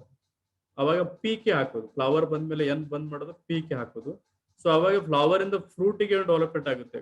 ಹಣ್ಣು ಕಾಯಿ ಏನು ಬರುತ್ತೆ, ಕಾಯಿ ಆದಕ್ಕೆ ಪೀ ಕಟ್ ಮಾಡಿದ್ರೆ ಅವಕ್ಕೆ ಒಂದೇ ಹಾಕ್ತೀವಿ. ಅವಾಗ ಏನಾಗುತ್ತೆ, ಕಾಯಿ ಸೈಜ್ ಬರುತ್ತೆ, ಶೈನಿಂಗ್ ಕೂಡ ಬರುತ್ತೆ. ಇಷ್ಟ ಇದೆ. ಫಸ್ಟ್ NPK ಹಾಕಿದ್ರೆ, ಸೆಕೆಂಡ್ ಡೋಸ್ PK ಹಾಕೋದು, ಥರ್ಡ್ ಡೋಸ್ ಬರೀ ಕೆ ಹಾಕಿದ್ರೆ ಸಿಂಪಲ್ ಇದೆ. ಆಟೋಮೆಟಿಕ್ ಆಗಿ ನೈಟ್ರೋಜನ್, ಫಾಸ್ಫರಸ್, ಪೊಟ್ಯಾಷ್ ಬೆಳೆಗೆ ಸಿಗುತ್ತೆ. ಇದು ಕಂಪಲ್ಸರಿ ಸಾಯಿಲ್ ಅಪ್ಲಿಕೇಶನ್ ಇದೆ. ಇದು ಸ್ಪ್ರೇ ಮಾಡಂಗಿಲ್ಲ ರೀ, ಯಾಕಂದ್ರೆ ಬ್ಯಾಕ್ಟೀರಿಯಾ ಭೂಮಿಯಲ್ಲೇ ಹೋಗ್ಬೇಕು. ಸ್ಪ್ರೇ ಮಾಡಿದ ಮೇಲೆ ಎಲೆ ಮೇಲೆ ಕುಂತು ಬಿಸಿಲಿಗೆ ಬ್ಯಾಕ್ಟೀರಿಯಾ ಸತ್ತು ಹೋಗ್ಬಿಡ್ತಾರೆ, ಏನೂ ಪ್ರಯೋಜನ ಇಲ್ಲ. ನೆಕ್ಸ್ಟ್ ಬಂದ್ಬಿಟ್ಟು ನಮ್ಮ ಹತ್ರ ಸೇತ್ ಒಂದು ಪ್ರಾಡಕ್ಟ್ ಇದೆ. ಇದು ಎಲ್ಲಕ್ಕಿಂತ ಇಂಪಾರ್ಟೆಂಟ್ ಪ್ರಾಡಕ್ಟ್. ಇದ್ರ ಹೆಸರೇ ಬಂದ್ಬಿಟ್ಟು soil health enhancement technology. So ಈ ಸೇತ್ ಪ್ರಾಡಕ್ಟ್ ಕೆಲಸ ಏನಿದೆ, ನಾ ಇಲ್ಲಿ ಮಟ್ಟ ನಿಮ್ಗೆ ಹೇಳಿದೆ, ನೈಟ್ರೋಜನ್, ಫಾಸ್ಫರಸ್, ಪೊಟ್ಯಾಶು ಪ್ರಥಮ ಪೋಷಕಾಂಶಗಳು ಇದಾವೆ ಅಂತ. ಸೇತಲ್ಲಿ ಏನಿದೆ, ಸೇತಲ್ಲಿ ಇದ್ರೊಳಗಡೆ ಸುಮಾರು ತರದ ಬ್ಯಾಕ್ಟೀರಿಯಾಗಳು ಇದಾವ್ರಿ. ನಾವ್ ಹೆಂಗೆ ಮಾರ್ಕೆಟ್ ಅಂತ ತರ್ತೇವೆ ಗೊತ್ತಾ, ಸೋಡೋಮೋನಾಸ್, PSP ಬ್ಯಾಕ್ಟೀರಿಯಾ, ಟೈಕೋಡ್ರೋಮ್ ಬ್ಯಾಕ್ಟೀರಿಯಾ, ಬೇರೆ ಬೇರೆ ತರ ಬ್ಯಾಕ್ಟೀರಿಯಾ ತರ್ತೇವೆ. ನಮ್ಗೆ ಎಷ್ಟು ಕಾಣ್ತವೆ, ಎಷ್ಟು ಕೈಗೆ ಸಿಗ್ತವೆ, ಮಾರ್ಕೆಟ್ ಅಲ್ಲಿ ಎಷ್ಟು ಅವೈಲೇಬಲ್ ಇದಾವೆ ಅಷ್ಟು ನಾವು ತರ್ತೇವೆ. ನೋಡ್ರಿ, ನಮಗೆ ಬೆಳೆ ಇಂಪಾರ್ಟೆಂಟ್ ಅಥವಾ ಭೂಮಿ ಇಂಪಾರ್ಟೆಂಟ್? ಫಸ್ಟ್ ಭೂಮಿ, ಆಮೇಲೆ ಬೆಳೆ. ನಾವು ಭೂಮಿಗೆ ಏನ್ ಕೊಡ್ತೇವೆ, ನಮ್ ಬೆಳೆಗೆ ಏನ್ ಬೇಕಾಗಿದೆ, ಯಾವ ತರದ ಬೆಳೆಗಳು ಇರ್ತವೆ. ಅಥವಾ ದ್ರಾಕ್ಷಿಗೆ ಏನ್ ಬೇಕು ನಮಗೆ, ದ್ರಾಕ್ಷಿ ಬೆಳೆಗೆ ಯಥೇಚ್ಛವಾಗಿ ಯಾವ ನ್ಯೂಟ್ರಿಮೆಂಟ್ಸ್ ಬೇಕು ಅದು ಕೊಡ್ತೇವೆ. ಅಡಿಕೆಗೆ ಏನ್ ಬೇಕು ಅದು ಕೊಡ್ತೇವೆ. ಬಾಳೆಗೆ ಏನ್ ಬೇಕು ಅದು ಕೊಡ್ತೇವ್ರಿ. ಆಮೇಲೆ ಕಾಫಿ ಬೆಳೆಗೆ ಏನ್ ಬೇಕು ಅದು ಕೊಡ್ತೇವ್ರಿ. ಬಟ್ ಭೂಮಿಗೆ ಏನ್ ಬೇಕಂತ ಯಾರಿಗೆ ಗೊತ್ತಿದ್ದಾರೆ? ಭೂಮಿಗೆ ಇದೇ ಬೇಕಂತ ಯಾರಿಗೆ ಗೊತ್ತಿಲ್ಲ. ಭೂಮಿ ಒಳಗಡೆ ಕೂಡ ಅದರದೇ ಒಂದು ಕಲ್ಚರ್ ಇದೆ. ಭೂಮಿಯಲ್ಲಿ ಸುಮಾರು ತರದ ಲಕ್ಷಕ್ಕಿಂತ ಬೇರೆ ಬೇರೆ ಜಾತಿಯ ಬ್ಯಾಕ್ಟೀರಿಯಾಗಳು ಇದಾವೆ. ಕೆಮಿಕಲ್ ಗೊಬ್ಬರ ಹಾಕಿದ ಮೇಲೆ ಭೂಮಿಯಲ್ಲಿ ಇದ್ದಂತ ಬ್ಯಾಕ್ಟೀರಿಯಾಗಳು, ಕೆಲವು ಎಲ್ಲಾ ಬ್ಯಾಕ್ಟೀರಿಯಾಗಳು ಸತ್ತಿಲ್ಲ ರೀ. ಬ್ಯಾಕ್ಟೀರಿಯಾಗಳು ಎಲ್ಲ ಜೀವಂತವಾಗಿದಾವೆ, ಬಟ್ ಭೂಮಿ ಬಿಟ್ಟು ಆಳವಾಗಿ ಒಳಗಡೆ ಇದಾವೆ. ನಾವೆಲ್ಲಂತ ಭೂಮಿಯಲ್ಲಿ ಒಂದು ಬ್ಯಾಕ್ಟೀರಿಯಾ ಸತ್ತಿ ಅಂದ್ರೆ ಯಾವ್ದು ಬೆಳೆ ಬರಂಗಿಲ್ಲ, ಇದಾವೆ. ಸೊ ಭೂಮಿ ಬಿಟ್ಟು ಒಳಗಡೆ ಇದಾವೆ. ಸೊ ಭೂಮಿಯಲ್ಲಿ 3 ಗುಣಧರ್ಮ ಇದಾವೆ. ಒಂದು ಭೌತಿಕ ಗುಣಧರ್ಮ, ರಾಸಾಯನಿಕ ಗುಣಧರ್ಮ ಮತ್ತು ಜೈವಿಕ ಗುಣಧರ್ಮ. ಅವಷ್ಟು ಭೂಮಿ ಗುಣಧರ್ಮ ನಮ್ಮ ಸಂಬಂಧಪಟ್ಟು ಬ್ಯಾಕ್ಟೀರಿಯಾಗಳು ಸೇತಲ್ಲಿ ಇದಾವೆ. ಸೊ ಈ ಸೇತ್ ಪ್ರಾಡಕ್ಟ್ ಭೂಮಿಯಲ್ಲಿ ಹಾಕಿದ್ದಾರೆ. 1 ಎಕರೆಗೆ 1 ಲೀಟರ್ ಪ್ರಾಡಕ್ಟ್ ನಾವು ರೆಕಮೆಂಡ್ ಮಾಡ್ತೇವೆ. ನಮ್ಮಲ್ಲಿ ಬಹಳ ಜನ ಇದ್ದಾರೆ, 1 ಎಕರೆಗೆ 5 ಲೀಟರ್ 10 ಲೀಟರ್ ಹಾಕ್ದವ್ರು ಕೊಡಿದಾರೆ. ಇದು ಭೂಮಿಗೆ ಎಷ್ಟು ಹಾಕ್ತಾರೆ ಅಷ್ಟು ಒಳ್ಳೇದ್ರಿ ಈ ಪ್ರಾಡಕ್ಟ್. ಸೊ ಈ ಭೂಮಿಗೆ ಈ ಪ್ರಾಡಕ್ಟ್ ಹಾಕಿದ್ಮೇಲೆ ಏನಾಗುತ್ತೆ, ಫಸ್ಟ್ ಭೂಮಿ ಜಡತ್ವದಿಂದ ಬಿಡುಗಡೆ ಆಗುತ್ತೆ. ಸರ್ಕಾರಿ ಗೊಬ್ಬರ ಹಾಕಿ ಭೂಮಿ ಏನು ಗಟ್ಟಿಯಾಗಿದೆ ಅಥವಾ ಭೂಮಿಯಲ್ಲಿ ಭೂಮಿ pH ಬ್ಯಾಲೆನ್ಸ್ ಹೋಗಿದ್ದು, ಅದೆಲ್ಲ pH ಬ್ಯಾಲೆನ್ಸ್ ಆಗುತ್ತೆ ಅಥವಾ ಭೂಮಿ ಜಡತ್ವದಿಂದ ಬಿಡುಗಡೆ ಆಗುತ್ತೆ ಫಸ್ಟ್. ಸೊ ಅದ್ರ ಜೊತೆಗೆ ಭೂಮಿಯಲ್ಲಿ ಸೂಕ್ಷ್ಮ ಮತ್ತು ಅತಿ ಸೂಕ್ಷ್ಮ ಪೋಷಕಾಂಶ ಇದಾವೆ, 100% ಇದಾವೆ. ಅವೆಲ್ಲ ಪೋಷಕಾಂಶಗಳು ವಿಘಟನೆ ಆಗ್ತವೆ. ಸೊ ಅವು ನಮಗೆ ಬೆಳೆಗಳಿಗೆ ಸಿಗಕ್ಕೆ ಅವೈಲೇಬಲ್ ಆಗಿ ನ್ಯಾಚುರಲ್ ಆಗಿ ಸಿಗ್ತವೆ. ಜೊತೆಗೆ ಭೂಮಿಯಲ್ಲಿ ಸೂಕ್ಷ್ಮ ಮತ್ತು ಅತಿ ಸೂಕ್ಷ್ಮ ಪೋಷಕಾಂಶಗಳಿದಾವೆ, ಪ್ರಥಮ ಪೋಷಕಾಂಶಗಳಿದಾವೆ, ದ್ವಿತೀಯ ಪೋಷಕಾಂಶಗಳಿದಾವೆ, ಮ್ಯಾಕ್ರೋ ಮೈಕ್ರೋ ನ್ಯೂಟ್ರಿಯೆಂಟ್ಸ್ ಇದಾವೆ. ಅದೆಲ್ಲ ನಮಗೆ ಬೆಳೆಗೆ ಸಿಗ್ತಾ ಇಲ್ಲ. ಕಾರಣ ಏನಂದ್ರೆ ಭೂಮಿ ಗಟ್ಟಿಯಾಗಿದೆ. ಸೊ ಭೂಮಿಯಲ್ಲಿ ಸೇತ್ ಪ್ರಾಡಕ್ಟ್ ಹಾಕಿದ್ರೆ ಏನಾಗುತ್ತೆ, ಈ ಸೇತ್ ಪ್ರಾಡಕ್ಟ್ ಭೂಮಿಯಲ್ಲಿ ಹಾಕಿದ್ರೆ ಫಸ್ಟ್ ಸಾಯಿಲ್ pH ಬ್ಯಾಲೆನ್ಸ್ ಆಗುತ್ತೆ. ಸೆಕೆಂಡ್, ಸೊ ಭೂಮಿಯಲ್ಲಿ ಸುಮಾರು 4-5 ಅಡಿಗಿಂತ ಒಳಗಡೆ ಬ್ಯಾಕ್ಟೀರಿಯಾ ಒಳಗಡೆ ಹೋಗ್ತವೆ, ಒಳಗಡೆಯಿಂದ ಉಸಿರಾಡಕ್ಕೆ ಮೇಲೆ ಬರ್ತವೆ. ಅದ್ರ ಜೊತೆಗೆ ನಮ್ಮ NPK ಜೊತೆ ಈ ಪ್ರಾಡಕ್ಟ್ ಮಿಕ್ಸ್ ಮಾಡಿದ್ರೆ ಇನ್ನೂ ಬೆಟರ್. ಕಸ ಕಡ್ಡಿ ಎಲ್ಲ ತಿಂತವೆ. ಸೂಕ್ಷ್ಮ ಅತಿ ಸೂಕ್ಷ್ಮ ಪೋಷಕಾಂಶಗಳು ಡೆವಲಪ್ಮೆಂಟ್ ಆಗ್ತವೆ. ಭೂಮಿ ರಾಸಾಯನಿಕ ಗುಣಧರ್ಮವನ್ನು ಅಲ್ಲಿ ಬಿಡುಗಡೆ ಮಾಡುತ್ತೆ. ಸೊ ರಾಸಾಯನಿಕ ಗುಣಧರ್ಮ ಅಂದ್ರೆ ಏನ್ರಿ, ಮಣ್ಣಿನಲ್ಲಿ ಕಾರ್ಬನ್ ಕಂಟೆಂಟ್ ಅಂತ ಕೇಳಿರ್ಲಿ. ಈ ಕಾರ್ಬನ್ ಕಂಟೆಂಟ್ ಕಮ್ಮಿ ಆಗಿದೆ, ಬಹಳಷ್ಟು ಕಮ್ಮಿ ಆಗಿದೆ. ಕಾರ್ಬನ್ ಕಂಟೆಂಟ್ ಡೆವಲಪ್ಮೆಂಟ್ ಆಗಬೇಕು ಬಹಳ ಕಷ್ಟ ಇದೆ. ಬಟ್ ಸೇತ್ ಪ್ರಾಡಕ್ಟ್ ಹಾಕಿದ್ರೆ 1 ವರ್ಷ 2 ವರ್ಷದಲ್ಲಿ ನ್ಯಾಚುರಲ್ ಆಗಿ ಕಾರ್ಬನ್ ಕಂಟೆಂಟ್ ಭೂಮಿಯಲ್ಲಿ ರೆಡಿ ಆಗುತ್ತೆ. ಸೊ ಯಾವ ಸಾಯಿಲ್ ಅಲ್ಲಿ ಕಾರ್ಬನ್ ಕಂಟೆಂಟ್ ಯಥೇಚ್ಛವಾಗಿದೆಯೋ ಆ ಸಾಯಿಲು 100% ಹೆಲ್ತಿ ಸಾಯಿಲು. ಅದರಲ್ಲಿ ಯಾವುದೇ ಬೆಳೆ ಹಾಕಿ ಆ ಬೆಳೆ ಅದ್ರ ಪಡೆಗೆ ಅದು ಫಲವತ್ತತೆಯಾಗಿ ಬರುತ್ತೆ. ಸೊ ಲೈಫ್ ಅಲ್ಲಿ ಆ ಭೂಮಿಯಲ್ಲಿ ಮ್ಯಾಕ್ಸಿಮಮ್ ಆಗಿ ಒಳ್ಳೆ ಬೆಳೆನೆ ಬರುತ್ತೆ, ಬಿಟ್ರೆ ಸೈಡ್ ಎಫೆಕ್ಟ್ ಯಾವುದೇ ಆಗಂಗಿಲ್ಲ. ಮೇಜರ್ ಆಗಿ ಕ್ರಾಪಿಗೆ ರೋಗ ಜಾಸ್ತಿ ಬರೋದು ವಾತಾವರಣಕ್ಕಿಂತ ಇಂಪಾರ್ಟೆಂಟ್ ಫಸ್ಟ್ ಸಾಯಿಲ್ ಅಂತ. ಇದು ಬೆಸ್ಟ್ ಎಕ್ಸಾಂಪಲ್ ನಮ್ಮ ಮಲೆನಾಡು ಸೈಡ್ ಅಡಿಕೆ ಬೆಳೆಗಾರರಿಗೆ ಬಹಳ ಯೂಸ್ ಆಗುತ್ತೆ. ಅಡಿಕೆ ಬೆಳೆಗಾರರಿಗೆ ಮೇಜರ್ ಆಗಿ ಎಕ್ಸಾಂಪಲ್ ಹಳ್ಳ ಡ್ರಾಪಿಂಗ್ ಆಗುತ್ತೆ, ಅಡಿಕೆ ಗಿಡಕ್ಕೆ ಹಿಡಿಮಿಂಡಿ ರೋಗ ಬರುತ್ತೆ, ಕೊಳೆ ಸುಳೆ ರೋಗ ಬರುತ್ತೆ. ಸೊ ಹಳ್ಳ ಡ್ರಾಪಿಂಗ್ ಆಗೋದು ವಾತಾವರಣದಿಂದ ಅಲ್ಲ ರೀ, ಕೊಳೆ ಸುಳೆ ರೋಗ ಬರೋದು ವಾತಾವರಣದಲ್ಲ ರೀ, ಹಿಡಿಮಿಂಡಿಗೆ ಬರೋದು ವಾತಾವರಣದ. ಎಲ್ಲ ಪ್ರಾಬ್ಲಮ್ಗಳು ಸ್ಟಾರ್ಟ್ ಆಗೋದು ಸಾಯಿಲ್ ಇಂದ.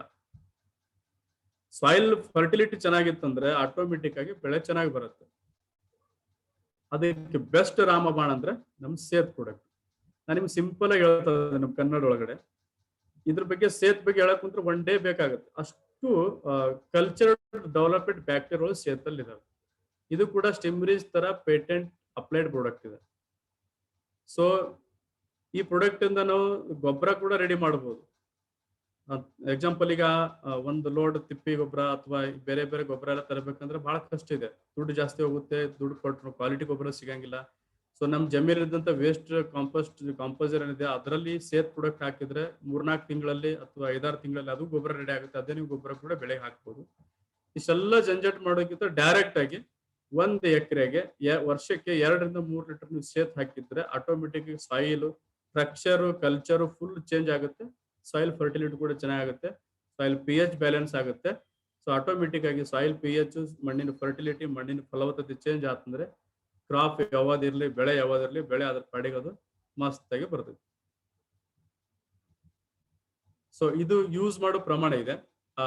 1 ಎಕರೆಗೆ 1 ಲೀಟರ್ ಯೂಸ್ ಮಾಡಿ, ಅದು 200 ಲೀಟರ್ ನೀರಿಗೆ 1 ಸೇತ್ ಯೂಸ್ ಮಾಡಿ, ಅದರಲ್ಲಿ ಬಯೋ 99 ಬಂದ್ಬಿಟ್ಟು ಒಂದು 70 ml ಹಾಕಿ 1 ಎಕರೆಗೆ ನೀವು ಡ್ರಂಚ್ ಮುಖಾಂತರ ಮಾಡಬಹುದು ಅಥವಾ ನೀರಿನ ಮುಖಾಂತರ ಬಿಡಬಹುದು. ಸೊ ಯಾರು ನಮ್ಮ ಉತ್ತರ ಕರ್ನಾಟಕ ದ್ರಾಕ್ಷಿ, ದಾಳಿಂಬೆ, ಕಬ್ಬಿಗೆ ಎಲ್ಲ ನೀವು ಡ್ರಿಪ್ ಮುಖಾಂತರ ಬಿಡಬಹುದು. ಅಡಿಕೆ ಗಿಡಕ್ಕೆ 200 ಲೀಟರ್ ನೀರಿಗೆ ಸ್ಟಿಮ್ರಿಚ್, ಸೇತು, ಬಯೋ 99 3 ಮಿಕ್ಸ್ ಮಾಡಿ ಪ್ರತಿ ಗಿಡಕ್ಕೆ 1 ಲೀಟರ್ ಹಾಕ್ತಾನೆ ಹೋಗ್ಬೋದು. ಈ ತರ ನೀವು ಯೂಸ್ ಮಾಡ್ಬೋದು. ವೆಂಚರ್ ಮುಖಾಂತರ ಕೂಡ ನೀವು ಕೊಡಬಹುದು. ಸೇತಲ್ಲಿ ಇನ್ನೊಂದು ಇಂಪಾರ್ಟೆಂಟ್ ಏನಿದೆ ಅಂದ್ರೆ ಇದು ಪಾಲಿವರ್ ಸ್ಪ್ರೇನು ಇದೆ, ಡ್ರಂಚಿಂಗ್ ಇದೆ. ಎಕ್ಸಾಂಪಲ್ ಈಗ ನಮ್ಮ ಸೈಡ್ ಕಡೆ ಭತ್ತ ಬೆಳಿತಾರೆ, ಭತ್ತಕ್ಕೆ ನಾವು ಸೇತು NPK ಡ್ರಂಚಿಂಗ್ ಮಾಡಕ್ ಬರಂಗಿಲ್ಲ. ಕಾರಣ ಏನಿದೆ, ಕೆಳಗಡೆ ಸಿಕ್ಕಾಪಟ್ಟಿ ಸರ್ಕಾರಿ ಗೊಬ್ಬರ ಮೆಡಿಸಿನ್ ಹಾಕಿರ್ತಾರೆ, ಅಲ್ಲೆಲ್ಲ ಸರ್ಕಾರಿ ಗೊಬ್ಬರ ಇದ್ದಿರುತ್ತೆ, ನೀರಲ್ಲೆಲ್ಲ ಫುಲ್ ಕೆಮಿಕಲ್ ಇರುತ್ತೆ.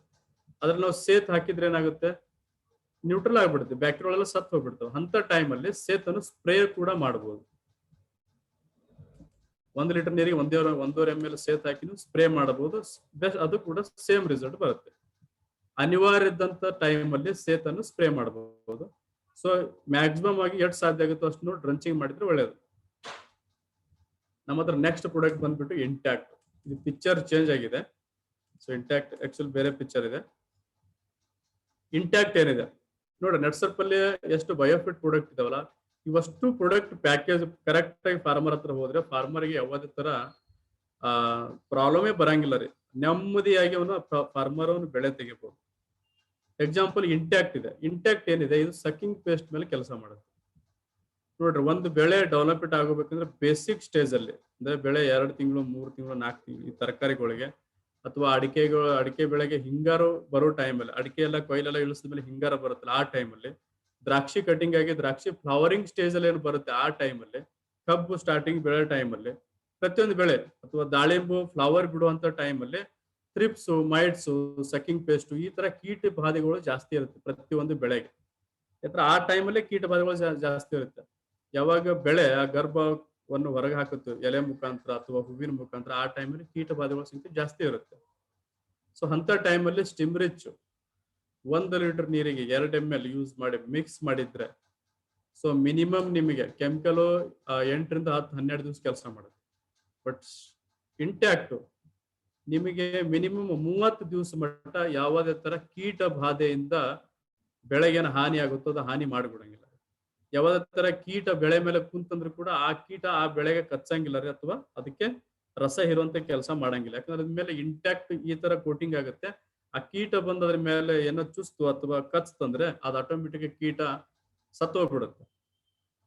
ಬಟ್ ಇದು ಯಾವಾಗ ಇದು ಪ್ರಿಕಾಷನರಿ, ಆಲ್ರೆಡಿ ರೋಗ ಬಂದಿತ್ತು, already thrips, mites, sucking paste, ರಸ ಇರುವಂತ ಕ್ರಿಮಿ ಕೀಟಗಳು ಆಲ್ರೆಡಿ ಬಂದು ಆ ಬೆಳೆ ಮೇಲೆ ಅಟ್ಯಾಕ್ ಮಾಡಿದ್ದು, ಆ ಬೆಳೆ ಮೇಲೆ ಆಲ್ರೆಡಿ ಕೀಟ ಬಂದು ಅದೊಂದು ಫಂಗಸ್ ಅನ್ನು ಅಥವಾ ವೈರಸ್ ಮುಖಾಂತರ, ಸಾರಿ ಫಂಗಸ್ ವೈರಸ್ ಅಲ್ಲ, ಕೀಟ ಬಂದು ಆ ಬೆಳೆ ಮೇಲೆ ಆಲ್ರೆಡಿ ಅಟ್ಯಾಕ್ ಮಾಡಿತ್ತಂದ್ರೆ ಅವಾಗ ನೀವು ಇಂಟ್ಯಾಕ್ಟ್ ಏನ್ ಕೆಲಸ ಮಾಡಂಗಿಲ್ಲ. ಇಂಟ್ಯಾಕ್ಟ್ ಅವಾಗ ಪ್ರಿಕಾಷನರಿ, ನಾ ಹೇಳ್ದಲ್ಲ ಫ್ಲವರಿಂಗ್ ಬರೋ ಟೈಮಲ್ಲಿ 100% ಕೀಟ ಬಾಧೆ ಬಂದೇ ಬರುತ್ತೆ. ಆ ಟೈಮಲ್ಲಿ ರೈತರಿಗೆ ಪ್ರಿಕಾಷನರಿ ಒಂದು ಇಂಟ್ಯಾಕ್ಟ್ ಸ್ಪ್ರೇ ಕೊಡ್ರಿ. ಸೊ ಆ 30 ದಿವಸ ಆ ಬೆಳೆ ಸಂರಕ್ಷಣೆ ಆತಂದ್ರೆ ಮುಂದೆ ಕೀಟ ಬಾಧೆ ಬರೋಂಥ ಚಾನ್ಸಸ್ ಬಹಳ ಕಮ್ಮಿ ಆಗುತ್ತೆ. ಇದರಿಂದ ಖರ್ಚು ಕೂಡ ಕಮ್ಮಿ ಆಗುತ್ತೆ, ಬೆಳೆ ಕೂಡ ಆರಾಮಾಗಿ ಬೆಳೆ ಬರುತ್ತೆ.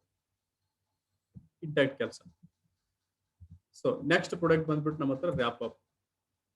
ರ್ಯಾಪಪ್ ಮೇಜರ್ ಆಗಿ ಸೂಕ್ಷ್ಮ ಬೆಳೆಗಳಿದಾವಲ್ರಿ, ಆ ಬೆಳೆಗಳಿಗೆ ಕೊತ್ತಂಬರಿ ಸೊಪ್ಪು ಹಿಡ್ಕೊಂಡು 5-6 ತಿಂಗಳ ಬೆಳೆ ಏನಿರ್ತಾವಲ್ಲ, ಈ ಹತ್ತಿ ಮಠ ಮಧ್ಯದಾಗ ರಾಗಿ, ಭತ್ತ, ಗೋಧಿ, ಜೋಳ, ತರಕಾರಿ, ಕಲ್ಲಂಗಡಿ, ಕ್ಯಾಬೇಜು, ಟೊಮಾಟ, ಹಿಂಗ್ ಬೇರೆ ಬೇರೆ ಬದನೆಕಾಯಿ, ಪ್ರತಿಯೊಂದು ಬೆಳೆಗಳಿಗೆ ಫಂಗಸ್ ಬಹಳ ಪ್ರಾಬ್ಲಮ್ ಇದೆ. ಸೊ ಬ್ಯಾಕ್ಟೀರಿಯಲ್ ಫಂಗಸ್ ಬಂದು ಒಂದ್ಸರಿ ಆ ಬೆಳೆಗೆ ಅಟ್ಯಾಕ್ ಆತಂದ್ರೆ ರೈತ ಸುಸ್ತ ಹೊಡೆದು ಹೋಗ್ಬಿಡ್ತಾನೆ. ಔಷಧ ಹೊಡಿತಾನೆ, ಅದು ಫಂಗಸ್ ಕಂಟ್ರೋಲ್ ಆಗಂಗಿಲ್ಲ, ಮತ್ತೆ ಔಷಧ ಹೊಡಿತಾನೆ. ಸೊ ಬೇರೆ ಬೇರೆ ಕೆಮಿಕಲ್ ತಂದು ಹೊಡಿತಾನೆ. ಸೊ ಹಿಂಗ ಔಷಧ ಡೋಸ್ ಜಾಸ್ತಿ ಆಗುತ್ತೆ, ಆ ಬೆಳೆ ಡೆವಲಪ್ಮೆಂಟ್ ಕಮ್ಮಿ ಆಗುತ್ತೆ, ಆಟೋಮೆಟಿಕ್ ಆಗಿ ರೈತನ ಇಳುವರಿ ಕಮ್ಮಿ ಆಗುತ್ತೆ, ಔಷಧ ಖರ್ಚು ಕೂಡ ಜಾಸ್ತಿ ಆಗ್ಬಿಡುತ್ತೆ. ಸೊ ರ್ಯಾಪಪ್ ಪ್ರಾಡಕ್ಟ್ ಹಿಂಗಿದೆ. ಇದು ಮತ್ತೆ ರ್ಯಾಪಪ್ ಕೂಡ ಅಪ್ಡೇಟ್ ವರ್ಷನ್ ಇದೆ. 1 ಲೀಟರ್ ನೀರಿಗೆ 5 ml ರ್ಯಾಪಪ್ ಹಾಕಿ, ಯಾವುದೇ ತರ ಇದರಲ್ಲಿ ಬಯೋ-19 ಬೇರೆ ಬೇರೆ ಯಾವ ಪ್ರಾಡಕ್ಟ್ ಮಿಕ್ಸ್ ಮಾಡಂಗಿಲ್ಲ, ಬರೀ ರ್ಯಾಪಪ್ ಯೂಸ್ ಮಾಡಿದ್ರೆ ಯಾವುದೇ ತರ ಫಂಗಸ್ ಆ ಬೆಳೆಗೆ ಅಟ್ಯಾಕ್ ಆಗಂಗಿಲ್ಲ ರೀ. ಮಿನಿಮಮ್ 25-30 ದಿವಸ ಮಟ್ಟ ಫಂಗಸ್ ಅಟ್ಯಾಕ್ ಆಗಂಗಿಲ್ಲ ನೋಡ್ರಿ. ಇಂಟ್ಯಾಕ್ಟ್ ಯೂಸ್ ಮಾಡಿದ್ಮೇಲೆ ಸಕಿಂಗ್ ಪೇಸ್ಟ್ ಬರಂಗಿಲ್ಲ ರೀ, ರಸ ಇರುವಂತ ಕ್ರಿಮಿ ಕೀಟಗಳು ಬರಂಗಿಲ್ಲ ರೀ, ಸೂಕ್ಷ್ಮ ಕ್ರಿಮಿ ಕೀಟಗಳು ಬೆಳೆಗೆ ಅಟ್ಯಾಕ್ ಆಗಂಗಿಲ್ಲ. ರ್ಯಾಪಪ್ ಯೂಸ್ ಮಾಡಿದ್ರೆ ಫಂಗಲ್ ಬರಂಗಿಲ್ಲ ರೀ, ಯಾವುದೇ ತರ ಫಂಗಲ್ ಇನ್ಫೆಕ್ಷನ್ ಆಗಂಗಿಲ್ಲ. ಆಟೋಮೆಟಿಕ್ ಆಗಿ ಕ್ರಾಪ್ ನೆಮ್ಮದಿಯಾಗಿ ರೈತ ಬೆಳೆಯಬಹುದು. ಸೊ ಈ ಪ್ರಾಡಕ್ಟ್ ಯಾವುದೇ ಪ್ರಾಡಕ್ಟ್ ಜೊತೆ ಮಿಕ್ಸ್ ಮಾಡಬಹುದು. ನೀವು ಸ್ಟಿಮ್ರಿಚ್ ಜೊತೆ ಮಿಕ್ಸ್ ಮಾಡಬಹುದು, ಇಂಟ್ಯಾಕ್ಟ್ ಜೊತೆ ಮಿಕ್ಸ್ ಮಾಡಬಹುದು, ಬಯೋ-19 ಜೊತೆ ಮಿಕ್ಸ್ ಮಾಡಬಹುದು. ಬಟ್ NPK ಮತ್ತು ಸೇತ್ ಜೊತೆ ಈ ಪ್ರಾಡಕ್ಟ್ ಮಿಕ್ಸ್ ಮಾಡಂಗಿಲ್ಲ. ರ್ಯಾಪಪ್ ಕೂಡ ಬಂದ್ಬಿಟ್ಟು ಈ ತರ ಬ್ಯಾಕ್ಟೀರಿಯಲ್ ಬೇಸ್ ಪ್ರಾಡಕ್ಟ್ ಇದೆ ಇದು ಕೂಡ. ಸೊ ಅದು ಬೆಳೆ ಮೇಲೆ ಸ್ಪ್ರೇ ಮಾಡಿದ್ಮೇಲೆ ನಾವ್ ಹೆಂಗ್ ಬಾಡಿ ಲೋಷನ್ ಯೂಸ್ ಮಾಡ್ತೇವೆ, ಮಿನಿಮಮ್ ನಮ್ಗೆ 12-18 ಗಂಟೆ ಮಟ್ಟ ಹೆಂಗ್ ನಮ್ಮ ಬಾಡಿ ಮಾಯಿಶ್ಚರಿಂಗ್ ಇರುತ್ತೆ ಬಾಡಿ ಲೋಷನ್ ಯೂಸ್ ಮಾಡಿದ್ಮೇಲೆ. ಸೊ ಇದು ಕೂಡ ಬೆಳೆ ಮೇಲೆ ಯೂಸ್ ಮಾಡಿದ್ಮೇಲೆ ಒಂದು ಲೇಯರ್ ರೆಡಿ ಆಗುತ್ತೆ. ಇದು ಕೂಡ ಫಂಗಲ್ ಬ್ಯಾಕ್ಟೀರಿಯಾಗಳು ಇದರಲ್ಲಿ ಇದಾವೆ. ಬಟ್ ನಾವು ಸೇತ್ ಜೊತೆ ಯೂಸ್ ಮಾಡಿದ್ಮೇಲೆ ಆ ಸೇತ್ ಕೂಡ ಬ್ಯಾಕ್ಟೀರಿಯಲ್ ಬೇಸ್ ಪ್ರಾಡಕ್ಟ್ ಇದೆ, NPK ಕೂಡ ಬ್ಯಾಕ್ಟೀರಿಯಲ್ ಬೇಸ್ ಪ್ರಾಡಕ್ಟ್ ಇದೆ, ಇದು ಕೂಡ ಬ್ಯಾಕ್ಟೀರಿಯಲ್ ಬೇಸ್ ಪ್ರಾಡಕ್ಟ್ ಇದೆ. ಇವೆರಡು ಪ್ರಾಡಕ್ಟ್ ಮಿಕ್ಸ್ ಮಾಡಿದ್ರಿಂದ 2 ಪ್ರಾಡಕ್ಟ್ ನ್ಯೂಟ್ರಲ್ ಆಗ್ಬಿಡ್ತವೆ. ಅನ್ನೆಸೆಸರಿ ಹಾಕಂತ ದುಡ್ಡು ವೇಸ್ಟ್ ಆಗುತ್ತೆ, ಪ್ರಾಡಕ್ಟ್ ಕೂಡ ಕೆಲಸ ಮಾಡಂಗಿಲ್ಲ. ಇಷ್ಟೇ ನೀವು ಇದು ನೆನಪಿಟ್ಕೊಳ್ರಿ. ರ್ಯಾಪಪ್ ಸೇತ್ ಮಿಕ್ಸ್ ಮಾಡಂಗಿಲ್ಲ, ರ್ಯಾಪಪ್ NPK ಮಿಕ್ಸ್ ಮಾಡಂಗಿಲ್ಲ. ಅದರ್ವೈಸ್ ಬೇರೆ ಬೇರೆ ಪ್ರಾಡಕ್ಟ್ ಒಂದಕ್ಕೊಂದು ಕಾಂಬಿನೇಷನ್ ಯೂಸ್ ಮಾಡಬಹುದು ಅಂದ್ರೆ 100% ಮಾಡಬಹುದು. ಒಂದೊಂದ್ಸರಿ ಈಗ ಉದಾಹರಣೆ ಅಡಿಕೆ ಬೆಳೆಗೆ ರ್ಯಾಪಪ್ ಒಂದೇ ಸ್ಪ್ರೇ ಮಾಡಕ್ಕಾಗಲ್ಲ, ಯಾಕಂದ್ರೆ ಪದೇ ಸ್ಪ್ರೇ ಮಾಡಕ್ ಹೋದ್ರೆ ಖರ್ಚು ಜಾಸ್ತಿ ಆಗುತ್ತೆ ರೈತಂದು. ಇದು ಸ್ಟಿಮ್ರಿಚ್ ಜೊತೆ, ಇಂಟ್ಯಾಕ್ಟ್ ಜೊತೆ, ಬಯೋ-19 ಜೊತೆ ರ್ಯಾಪಪ್ ಅನ್ನ ಯೂಸ್ ಮಾಡಬಹುದು, ನೋ ಪ್ರಾಬ್ಲಮ್. ಸೊ ಆಲ್ರೆಡಿ ಇದು ಪ್ರಿಕಾಷನರಿ ಹೇಳ್ದ ನಿಮ್ಗೆ. ಆಲ್ರೆಡಿ ರೋಗ ಬಂದಿದೆ, ಆಲ್ರೆಡಿ ಫಂಗಸ್ ಅಟ್ಯಾಕ್ ಆಗಿದೆ, ಅವಾಗ ಏನ್ ಮಾಡ್ಬೇಕು?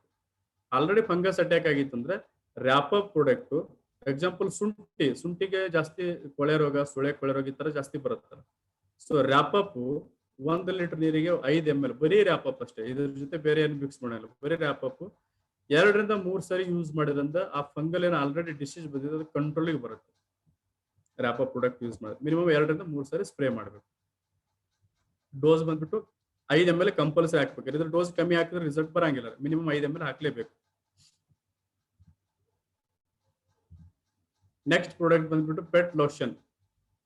ಸೊ ಇದು ಬಂದ್ಬಿಟ್ಟು ಸಾಕು ಪ್ರಾಣಿಗಳಿಗೆ. ಈಗ ಸಾಕು ಪ್ರಾಣಿಗಳಿಗೆ ಪ್ರಾಬ್ಲಮ್, ಅವಕ್ಕೆ ಉಣ್ಣಿ ಏನಂತಾರೆ, ಉಣ್ಣಿ, ತೊನಸಿ, ಆಮೇಲೆ ಬೇರೆ ಬೇರೆ ತಗಣಿ ಕಾಟೆಲ್ಲ ಅಂತಿರಲ್ಲ, ಸೊಳ್ಳೆ, ಇವೆಲ್ಲ ಸಾಕು ಪ್ರಾಣಿಗಳಿಗೆ ಬಹಳಷ್ಟು ತೊಂದರೆ ಕೊಡ್ತವೆ. ಇದರಿಂದ ಏನಾಗುತ್ತೆ, ಅದ್ರ ಹಸುವಿಂದು ಅಥವಾ ಪ್ರಾಣಿದು ಹೆಲ್ತ್ ಡೆವಲಪ್ಮೆಂಟ್ ಆಗಂಗಿಲ್ಲ. ಅದು ಮೇಜರ್ ಆಗಿ ರೈತರು ಸಾಕ್ತಾ ಇರೋದು ಹೈನುಗಾರಿಕೆ ಪ್ರಾಣಿಗಳೇ ಜಾಸ್ತಿ ಸಾಕ್ತಾರೆ.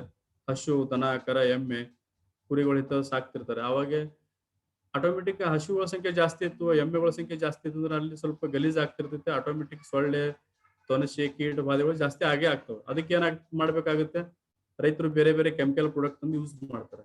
ಬಟ್ ನಮ್ Netsurf company pet lotion product ಹೀಗಿದೆ. ಇದು 5 ಲೀಟರ್ ನೀರಲ್ಲಿ ಒಂದು 10-15 ml ಈ ಪ್ರಾಡಕ್ಟ್ ಅಲ್ಲಿ ಮಿಕ್ಸ್ ಮಾಡಿ ಆ ಪ್ರಾಣಿದು ಅಥವಾ ಹಸುವಿಂದು ಕ್ಲೀನ್ ಆಗಿ ಸ್ನಾನ ಮಾಡಿಸಿ ಈ ಪೆಟ್ ಲೋಷನ್ ಈಗ ಯೂಸ್ ಮಾಡೋಂಥ ನೀರೇನಿದೆ ಹಸು ಪೂರ್ಣೆಲ್ಲ ಒರೆಸ್ಬಿಡೋದು ಅದಕ್ಕೆ ಉಲ್ಟಾ ಕಾಟನ್ ಬಟ್ಟೆ ತಗೊಂಡು ಹಸುವಿಂದು ಹೇರ್ ಏನ್ ಬರ್ತಾವ ಅದ್ರ ಅಪೋಸಿಟ್ ಸೈಡ್ ಎಲ್ಲ ಟೋಟಲ್ ಎಲ್ಲ ಒರೆಸ್ಬಿಡೋದು. ಒಂದ್ 10 ರಿಂದ 15 ನಿಮಿಷ ಬಿಟ್ಟು ಬಿಡೋದು ಅದಕ್ಕೆ, ಅದು ಡ್ರೈ ಆಗೋ ಮಟ್ಟ. ಡ್ರೈ ಆದ್ಮೇಲೆ ನೀವು ಆಮೇಲೆ ವಾಶ್ ಕೂಡ ಮಾಡ್ಬೋದು, ಹಾಗೆ ಕೂಡ ಬಿಡಬಹುದು. ಸೊ ಇದರಿಂದ ಏನಾಗುತ್ತೆ, ಹಸುವಿನ ಮೇಲೆ ಇದ್ದಂತ ಉಣ್ಣೆ, ತೊಣಸಿ, ತಗಣಿಗಳು, ಸೊಳ್ಳೆ ಕಾಟ ಇದಾವೆ ಅವೆಲ್ಲ ರಿಮೂವ್ ಆಗಿ ಕೆಳಗಡೆ ಬೀಳ್ತವೆ. ಆಮೇಲೆ ನಾವು ಕಸ ಹುಡುಗಿ ಅದು ಹೊರಗಡೆ ತೆಗಿಬಹುದು. ಜೊತೆಗೆ ಚರ್ಮ ಕಾಯಿಲೆ ಏನ್ ಬರುತ್ತೆ, ಚರ್ಮ ರೋಗ ಎದ್ದಿರ್ತೈತಲ್ರಿ, ಆ ಚರ್ಮ ರೋಗ ಕೂಡ ಬರಂಗಿಲ್ಲ. ಸೊ ಈ ಪ್ರಾಡಕ್ಟ್ ಯೂಸ್ ಮಾಡಿದ್ಮೇಲೆ ಅದ್ರದ್ದು ಹೇರ್ ಕೂಡ ಶೈನಿಂಗ್ ಬರುತ್ತೆ, ಸ್ಕಿನ್ ಕೂಡ ಫುಲ್ ಶೈನಿಂಗ್ ಬರುತ್ತೆ, ಸ್ಕಿನ್ ಹೊಳಿತೈತಿ.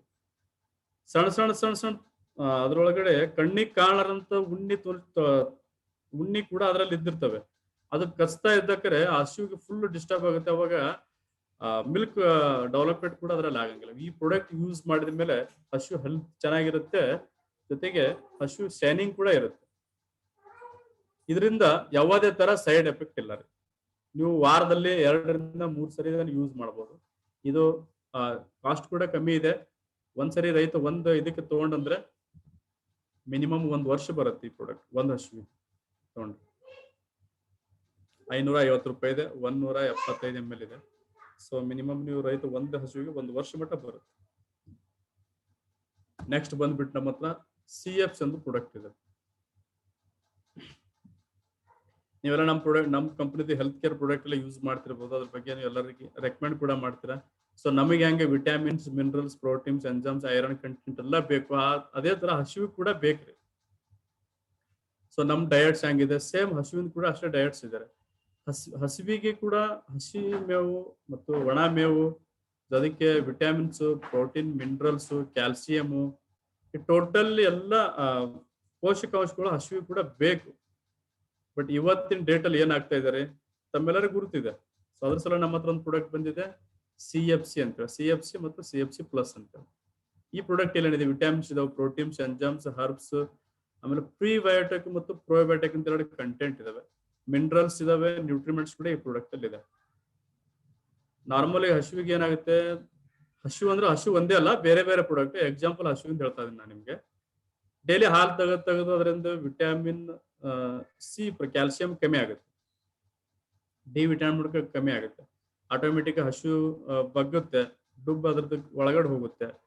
ಸೊ ಅದು ಜಿಂಕ್ ಐರನ್ ಕಂಟೆಂಟ್ ಕೂಡ ಹಸುವಲ್ಲಿ ಕಮ್ಮಿ ಆಗುತ್ತೆ. ಅವಾಗ ಏನಾಗುತ್ತೆ, ಹಸುವಿಂದ ಹೆಲ್ತ್ ಪ್ರಾಬ್ಲಮ್ ಸ್ಟಾರ್ಟ್ ಆಗುತ್ತೆ. ಕೆಚ್ಚಲು ಬಾವು ರೋಗ, ಕಾಲು ಬಾವು ರೋಗ, ಪ್ಲಾಸ್ಟಿಕ್ ತಿನ್ನೋದು, ಆಮೇಲೆ ಸರಿಯಾಗಿ ಗರ್ಭ ಕಟ್ಟಂಗಿಲ್ಲ, ಪದೇ ಪದೇ ಗರ್ಭ ಫೇಲ್ ಆಗ್ತಾ ಇರೋದು, ಎಲ್ಲ ಸ್ಟಾರ್ಟ್ ಆಗ್ತದೆ. ಒಂದ್ಸರಿ ಹಸುವಿನ ಪ್ರಾಬ್ಲಮ್ ಸ್ಟಾರ್ಟ್ ಆದ ಹಾಸ್ಪಿಟ್ಲಿಗೆ ಹೋದ್ರೆ ಮಿನಿಮಮ್ 500 ರಿಂದ 1000 ರೂಪಾಯಿ ಮಿನಿಮಮ್ ಫೀಸ್ ಆಗುತ್ತೆ. ನಿಮ್ಗೆ ಗೊತ್ತಿದೆ, ಮೊದಲಿನ ಕಾಲದಲ್ಲಿ ಹಸುಗಳ ಸಂಖ್ಯೆ ಜಾಸ್ತಿ ಇತ್ತು, ಹಾಸ್ಪಿಟಲ್ ಕಮ್ಮಿ ಇತ್ತು. ಇವಾಗ ಹಾಸ್ಪಿಟಲ್ ಜಾಸ್ತಿ ಇದಾವೆ, ಹಸುಗಳ ಸಂಖ್ಯೆ ಕಮ್ಮಿ ಇದೆ, ಅಂದ್ರೂ ಕೂಡ ಪ್ರಾಬ್ಲಮ್ ಜಾಸ್ತಿ ಇದೆ. ಕಾರಣ ಇಷ್ಟೇ ಇದೆ, ನಾವು ಹಳೆಯ ಪದ್ಧತಿಯನ್ನು ಅಳವಡಿಸಕ್ ಆಗ್ತಾ ಇಲ್ಲ ರೀ. ಯಾಕೆ ಆಗ್ತಾ ಇಲ್ಲ, ಹಸುಗಳನ್ನು ಬಿಟ್ಟು ಅದಕ್ಕೆ ಯಾವ ಮೇವು ಬೇಕು ಆ ಮೇವು ತಿನ್ಬೇಕಂದ್ರೆ ಅದಕ್ಕೆ ನಾವು ಓಪನ್ ಫೀಲ್ಡ್ ಅಲ್ಲಿ ಬೆಳಿಬೇಕ್ರಿ. ಹಸುಗಳನ್ನು ನಾವು ತೋಟದಲ್ಲಿ ಒಯ್ದು ಬಿಡ್ಬೇಕು, ಆಮೇಲೆ ಖಾಲಿ ಜಮೀನಲ್ಲಿ ಬಿಡ್ಬೇಕು. ಅವಕ್ಕೆ ಯಾವ ಮೇವು ಬೇಕೋ ತಿಂತವೆ ಖುಷಿಯಿಂದ. ಬಟ್ ಅಷ್ಟು ನಮ್ಮ ಹತ್ರ ಟೈಮ್ ಇಲ್ಲ. ಈಗ ನಮಗೆ ಯಾವ್ದು ಕೈಗೆ ಇಟ್ಕುತ್ತೋ, ಯಾವ್ದು ಕಮ್ಮಿ ರೇಟಲ್ಲಿ ಸಿಗ್ತೈತಿ ಅದು ತಂದು ಹಸುವಿಗೆ ಹಾಕ್ತೇವೆ. ಅವಾಗ ಹಸುವಿನ ಪ್ರಾಬ್ಲಮ್ ಆಟೋಮೆಟಿಕ್ ಜಾಸ್ತಿ ಆಗುತ್ತೆ. ಬಟ್ ನೆಟ್ಸಪ್ ಅಲ್ಲಿ CFC ಪ್ರಾಡಕ್ಟ್ ನೀವು ಹಸುವಿಗೆ ಹಾಕಿದ್ರೆ ಯಾವ್ಯಾವ ವಿಟಮಿನ್ಸ್, ಮಿನರಲ್ಸ್ ಹಸುವಿಗೆ ಕೊರತೆ ಇದೆ ಅದೆಲ್ಲ ಫುಲ್ಫಿಲ್ ಮಾಡುತ್ತೆ ನಮ್ CFC ಪ್ರಾಡಕ್ಟ್. ಜೊತೆಗೆ ಇದರಲ್ಲಿ ಫ್ರೀ ಮತ್ತು ಪ್ರೋಬಯೋಟಿಕ್ 2 ಕಂಟೆಂಟ್ ಆಡ್ ಮಾಡಿದ್ದಾರೆ. ಏನ್ ಮಾಡ್ತೀವಿ ಈ ಪ್ರಾಡಕ್ಟ್, ಒಂದು ಹಸುವಿನ ಒಳಗಡೆ ಇದ್ದಂತ, ಹೊಟ್ಟೆಯಲ್ಲಿ ಇದ್ದಂತ ಬೇಡವಾದಂತ ಟಾಕ್ಸಿನ್ ಎಲ್ಲ ಹೊರಗಡೆ ಹಾಕುತ್ತೆ. ಜೊತೆಗೆ ಹಸುವಿಗೆ ಚೆನ್ನಾಗಿ ಹಸಿವು ಆಗುತ್ತೆ. ಹಸುವಿನ ಮುಂದೆ ನೀವು ಸಣ್ಣ ಒಣಗಂದ ಕಟ್ಟಿಗೆ ಒಕ್ಕಡೋದು ಕೂಡ ಕಡ್ಕೊಂಡು ತಿನ್ನದ ಅಂತ ಪರಿ ಹಸಿವು ಆಗುತ್ತೆ. ಅದಕ್ಕೆ ಆಟೋಮೆಟಿಕ್ ಹಸಿವು ಆದ್ಮೇಲೆ ಅದು ಪಚನ ಕ್ರಿಯೆ ಕೂಡ ಅಷ್ಟೇ ಚೆನ್ನಾಗುತ್ತೆ. ಸೊ ಅವಾಗ ಹಸು 100% ಹೆಲ್ತಿ ಆಗುತ್ತೆ. ಯಾವ ಹೈನುಗಾರಿಕೆ ಹಸು ಇದಾವ ಕೂಡ ಹಾಲಿನ ಪ್ರಮಾಣ ಜಾಸ್ತಿ ಆಗುತ್ತೆ. ಅದ್ರ SNF ಡಿಗ್ರಿ ಫ್ಯಾಟ್ ಕೂಡ ಜಾಸ್ತಿ ಆಗುತ್ತೆ. ಹಸು 100% ಹೆಲ್ತಿ ಆಗಿರುತ್ತೆ. ರೈತ ಇದರಿಂದ ಫುಲ್ ಖುಷಿ ಆಗ್ತಾನೆ. ಡೈಲಿ 10 ಗ್ರಾಮ್ ಕೊಟ್ರೆ ನೋಡ್ರಿ, ಡೈಲಿ ರೈತರು 15 litre, 20 litre, 30 litre, 50 litre, 100 litre ಮಟ್ಟ ಹಾಲನ್ನು ಡೈರಿ ಹಾಕ್ತಾರೆ. ಬಟ್ ಆ ಹಾಲಿಂದು ಡಿಗ್ರಿ ಫ್ಯಾಟ್ ಬರ್ಲಿಲ್ಲ ಅಂದ್ರೆ ಹಾಲು ರಿಜೆಕ್ಟ್ ಆಗುತ್ತೆ ಅಥವಾ ಅದರದ್ದು ರೇಟ್ ಕಮ್ಮಿ ಹಿಡಿತಾರೆ. ಬಟ್ CFC ಪ್ರಾಡಕ್ಟ್ ನೀವು ಕೊಟ್ರಿ ಅಂದ್ರೆ ಅದ್ರ ಡಿಗ್ರಿ ಫ್ಯಾಟ್ ಎಸ್ ಜಾಸ್ತಿ ಆಗುತ್ತೆ. ಏನು ಹಾಲು ಬರ್ತಾ ಇದೆ ಏನ್ ರೇಟ್ ಇದೆ ಅದಕ್ಕಿಂತಲೂ ರೈತರಿಗೆ 1 ಲೀಟರ್ 4-5 ರೂಪಾಯಿ 3-4 ರೂಪಾಯಿ 5-6 ರೂಪಾಯಿ ಅವರಿಗೆ ರೇಟ್ ಜಾಸ್ತಿ ಬರುತ್ತೆ. ಆಟೋಮೆಟಿಕ್ ರೈತಂದು ಆದಾಯ ಜಾಸ್ತಿ ಆಗುತ್ತೆ. ಜಸ್ಟ್ ಡೈಲಿ 10 ಗ್ರಾಮ್ ಇದು ಕೊಟ್ರೆ ರಿಸಲ್ಟ್ ಬರುತ್ತೆ. ಈ ಪ್ರಾಡಕ್ಟ್ ಕೊಡಕ್ರೆ ಡೈರೆಕ್ಟ್ ಆಗಿ CFC ಪ್ರಾಡಕ್ಟ್ ತೋಡ್ರಿ ಹಸುವಿನ ಹಾಲು ಜಾಸ್ತಿ ಆಗುತ್ತೆ, ಹಸು ಗ್ರೋತ್ ಆಗುತ್ತೆ ಹಿಂಗೆ ಹೇಳಂಗಿಲ್ಲ. ಈ ಪ್ರಾಡಕ್ಟ್ ಕೊಟ್ಟ ಮೇಲೆ ಫಸ್ಟ್ ಹಸುವಿನಲ್ಲಿದ್ದಂತ ಪ್ರಾಬ್ಲಮ್ಗಳೆಲ್ಲ ಕ್ಲಿಯರ್ ಮಾಡುತ್ತೆ. ಒಂದೊಂದು ಹಸುಗಳಿಗೆ ಒಂದೊಂದು ದನ ಕರುಗಳಿಗೆ ಕೊಟ್ಟರಂದ್ರೆ 2 ದಿವಸ ರಿಸಲ್ಟ್ ಬರುತ್ತೆ, ಕೆಲವೊಂದು 10 ದಿವಸ ರಿಸಲ್ಟ್ ಬರುತ್ತೆ, ಕೆಲವೊಂದು 15 ದಿವಸ ರಿಸಲ್ಟ್ ಬರುತ್ತೆ, ಕೆಲವೊಂದಕ್ಕೆ ಒಂದೊಂದು 100ಕ್ಕೆ 1% 2% ದನ ಕರುಗಳು ಹಿಂಗಿರ್ತವೆ, ಅವಕ್ಕೆ ಒಂದೊಂದು ತಿಂಗಳಾದ್ರೂ ಕೂಡ ರಿಸಲ್ಟ್ ಬರಂಗಿಲ್ಲ. ಕಾರಣ ಏನಿದೆ, ಈ ಪ್ರಾಡಕ್ಟ್ ಕೊಟ್ಟ ಮೇಲೆ ಹಸುವಿನತ್ತ ಬಹಳಷ್ಟು ಸಮಸ್ಯೆಗಳು ಇರ್ತವೆ. ಅದೆಲ್ಲ ಸಮಸ್ಯೆಗಳು ಕ್ಯೂರ್ ಮಾಡ್ಬೇಕಂದ್ರೆ ಸ್ವಲ್ಪ ಟೈಮ್ ಬೇಕಾಗುತ್ತೆ. ಸೊ ಕಂಪಲ್ಸರಿ ಈ ಪ್ರಾಡಕ್ಟ್ ಕೊಡಕ್ಕಾರೆ ಫಸ್ಟ್ ಹಸುವಿಂದ ಹೆಲ್ತ್ ಡೆವಲಪ್ಮೆಂಟ್ ಬಗ್ಗೆ ಕನ್ವಿನ್ಸ್ ಮಾಡೋದು, ಅದಾದ್ಮೇಲೆ ಆಟೋಮೆಟಿಕ್ ಆಗಿ ಮಿಲ್ಕ್ ಡೆವಲಪ್ಮೆಂಟ್ ಆಗುತ್ತೆ ಅಂತ ಹೇಳೋದು. ಒಂದೊಂದು ಟೈಮಲ್ಲಿ ಹಿಂಗಾಗುತ್ತೆ, ಎಲ್ಲೋ 1000ಕ್ಕೆ 1 ಕೇಸ್ ಹಿಂಗಿರ್ತವೆ. ಈ ಪ್ರಾಡಕ್ಟ್ ಕೊಟ್ಟ ಮೇಲೆ ಹಸು ಜಾಸ್ತಿ ಡಿಸೆಂಟ್ರಿ ಮಾಡುತ್ತೆ, ಉಚ್ಕೊಳ್ಳೋದು ಅಂತೇವಲ್ರ, ಅದಕ್ಕೆ ಜಾಸ್ತಿ ಉಚ್ಕೊಳ್ಳುತ್ತೆ ಅಂದ್ರೆ ಜಾಸ್ತಿ ಸೆಗಣಿ ಇಕ್ಕತ್ತೆ, ಜಾಸ್ತಿ ಯೂರಿನ್ ಪಾಸ್ ಮಾಡ್ತೈತಿ, ಸಿಕ್ಕಾಪಟ್ಟೆ ಸ್ಮೆಲ್ ಬರುತ್ತೆ, ಹಸು ತಳಗೆ ಕುಂತು ಬಿಡ್ತದೆ, ಅದು ಹೆಲ್ತ್ ಫುಲ್ ಪ್ರಾಬ್ಲಮ್ ಆಗುತ್ತೆ.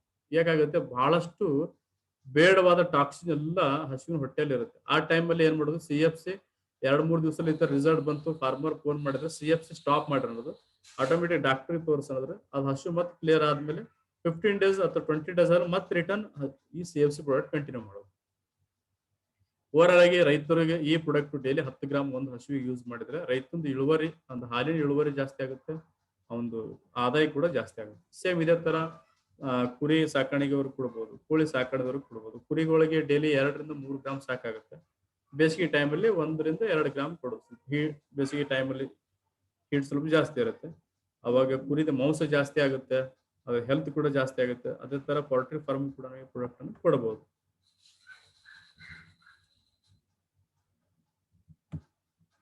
ಸೊ ಎಷ್ಟು ಪ್ರಾಡಕ್ಟ್ ಇದಾವೆ, ಅಷ್ಟು ಪ್ರಾಡಕ್ಟ್ ಎಲ್ಲ ಅದ್ರದ್ದೇ ಆದ ಸರ್ಟಿಫಿಕೇಶನ್ ಇದಾವೆ. ಸ್ಪೆಷಲ್ ಆಗಿ ನಮ್ ಕರ್ನಾಟಕದ ಹೇಳ್ಬೇಕಂದ್ರೆ ಕರ್ನಾಟಕ ಧಾರವಾಡ ಯೂನಿವರ್ಸಿಟಿಯಿಂದ ಸ್ಟಿಮ್ರಿಚಿಗೆ ಸರ್ಟಿಫಿಕೇಶನ್ ಇದೆ. ಸೊ ಅದೇ ತರ ಬೆಂಗಳೂರು GKVK ಅಂತ NPK ಕೂಡ ಸರ್ಟಿಫಿಕೇಟ್ ಇದೆ, ಇಕೋಸರ್ಟ್ ಇದೆ, DSR, NPOP, ಅಪೇಡಾ. ಸೊ ಪ್ರತಿ ಒಂದು ಸರ್ಟಿಫಿಕೇಶನ್ ನೆಟ್ಸರ್ಪ್ ಅಷ್ಟು ಪ್ರಾಡಕ್ಟ್ಸ್ ಇದಾವೆ. ಎಲ್ಲಕ್ಕಿಂತ ಇಂಪಾರ್ಟೆಂಟ್ ನಮ್ಮ ರೈತರದ ರಿಸಲ್ಟ್, ರೈತರ ಸರ್ಟಿಫಿಕೇಶನ್ ಮಾತ್ರ ಬಹಳಷ್ಟು ಚೆನ್ನಾಗಿದೆ. ಯಾಕಂದ್ರೆ ನಾನು ಸ್ಟಾರ್ಟಿಂಗ್ ವರ್ಕ್ ಮಾಡಕ್ರೆ 2012 ಇಸ್ವಿಯಲ್ಲಿ ನಾವು ವರ್ಕ್ ಮಾಡಕ್ರೆ ನಾವು ಹೆದರಿ ಪ್ರಾಡಕ್ಟ್ ಕೊಡ್ತಿದ್ದೇವ್ರಿ. ನಮ್ಮಲ್ಲೆಲ್ಲ ದ್ರಾಕ್ಷಿಗೆ ದಾಳಿಂಬೆ ಕಡೆ ಚೆನ್ನಾಗಿ ರಿಸಲ್ಟ್ ಇತ್ತು. ಬಟ್ ಯಾವಾಗ ಮಲೆನಾಡು ಕಡೆ ಬಂದೇವು, ನಮ್ಗೆಲ್ಲ ಹೊಸ ಬೆಳೆ ದ್ರಾಕ್ಷಿಗೆ ಹೆಂಗ್ ಅಡಿಕೆಗೆ ಹೆಂಗ್ ಕೊಡ್ಬೇಕು, ಕಾಫಿಗೆ ಹೆಂಗ್ ಕೊಡ್ಬೇಕು, ಭತ್ತಕ್ಕೆ ಹೆಂಗ್ ಕೊಡ್ಬೇಕು ಅಂತೇಳಿ ಸೊ ನಾವು ಅವಾಗ ಹೆದರಿ ಪ್ರಾಡಕ್ಟ್ ಕೊಡ್ತಾ ಇದ್ದೇವ್ರಿ. ಯಾವಾಗ ಪ್ರಾಡಕ್ಟ್ ಒಬ್ಬ ರೈತರು 2 ರೈತರು ತೊಳಕ್ ಸ್ಟಾರ್ಟ್ ಮಾಡಿದ್ರೆ ರಿಸಲ್ಟ್ ಇಷ್ಟು ಭಾರಿ ಬರಕ್ ಸ್ಟಾರ್ಟ್ ಆಗ್ತಾರೆ. ಇವತ್ತೆ ಪ್ರತಿಯೊಬ್ಬ ರೈತರು ನೆಟ್ಸರ್ ಪ್ರಾಡಕ್ಟ್ ಅನ್ನು ಯೂಸ್ ಮಾಡ್ತಾರೆ, 100% ರಿಸಲ್ಟ್ ಬರ್ತಾರೆ. ಅಡಿಕೆ ಗಿಡಕ್ಕೆ ಅಡಿಕೆಯಲ್ಲಿ ಬೆಳೀತಾ ಅನ್ನೋದೇ ಗುರ್ತಿರ್ಲಿಲ್ಲ ನಮಗೆ. ಬಟ್ ಅಡಿಕೆಗೆ ಈ ಪ್ರಾಡಕ್ಟ್ 2-3 ಸರಿ ಡ್ರಂಚಿಂಗ್ ಕೊಟ್ಟು 1 ಸರಿ ಸ್ಪ್ರೇ ಕೊಟ್ಟ ಮೇಲೆ ರೈತರಿಗೆ ಅಡಿಕೆಗೆ 30-40% ಅಡಿಕೆ ಇಳುವರಿ ಕೂಡ ಜಾಸ್ತಿ ಬಂತು. ಅದೇ ಸರ ಪ್ರತಿಯೊಂದು ಬೆಳೆಗೆಲ್ಲ ರಿಸಲ್ಟ್ ಬರಕ್ ಸ್ಟಾರ್ಟ್ ಆಯ್ತು. ಯಾವುದೇ ತರ ಸೈಡ್ ಎಫೆಕ್ಟ್ ಇದರಲ್ಲಿ ಇಲ್ಲ. ಸೊ ಇದ್ರ ಸಂಬಂಧಪಟ್ಟಂಗೆ ನಾಗೇಶ್ ಸರ್, ಎಸ್ ಹೇಳಿ. ಮೇ ಬಿ ಪ್ರಾಡಕ್ಟ್ ಇನ್ಫಾರ್ಮೇಶನ್ ಎಷ್ಟು ಸಾಧ್ಯ ಆಗುತ್ತೆ ಅಷ್ಟೆಲ್ಲ ಕ್ಲಿಯರ್ ಆಗಿ ಎಲ್ಲರಿಗೂ ಗುರ್ತಾಗಿದೆ. ಯಾರ್ದು ಕ್ವಶನ್ ಕ್ವರೀಸ್ ಇದ್ರೆ ಕೇಳಬಹುದು ಸರ್.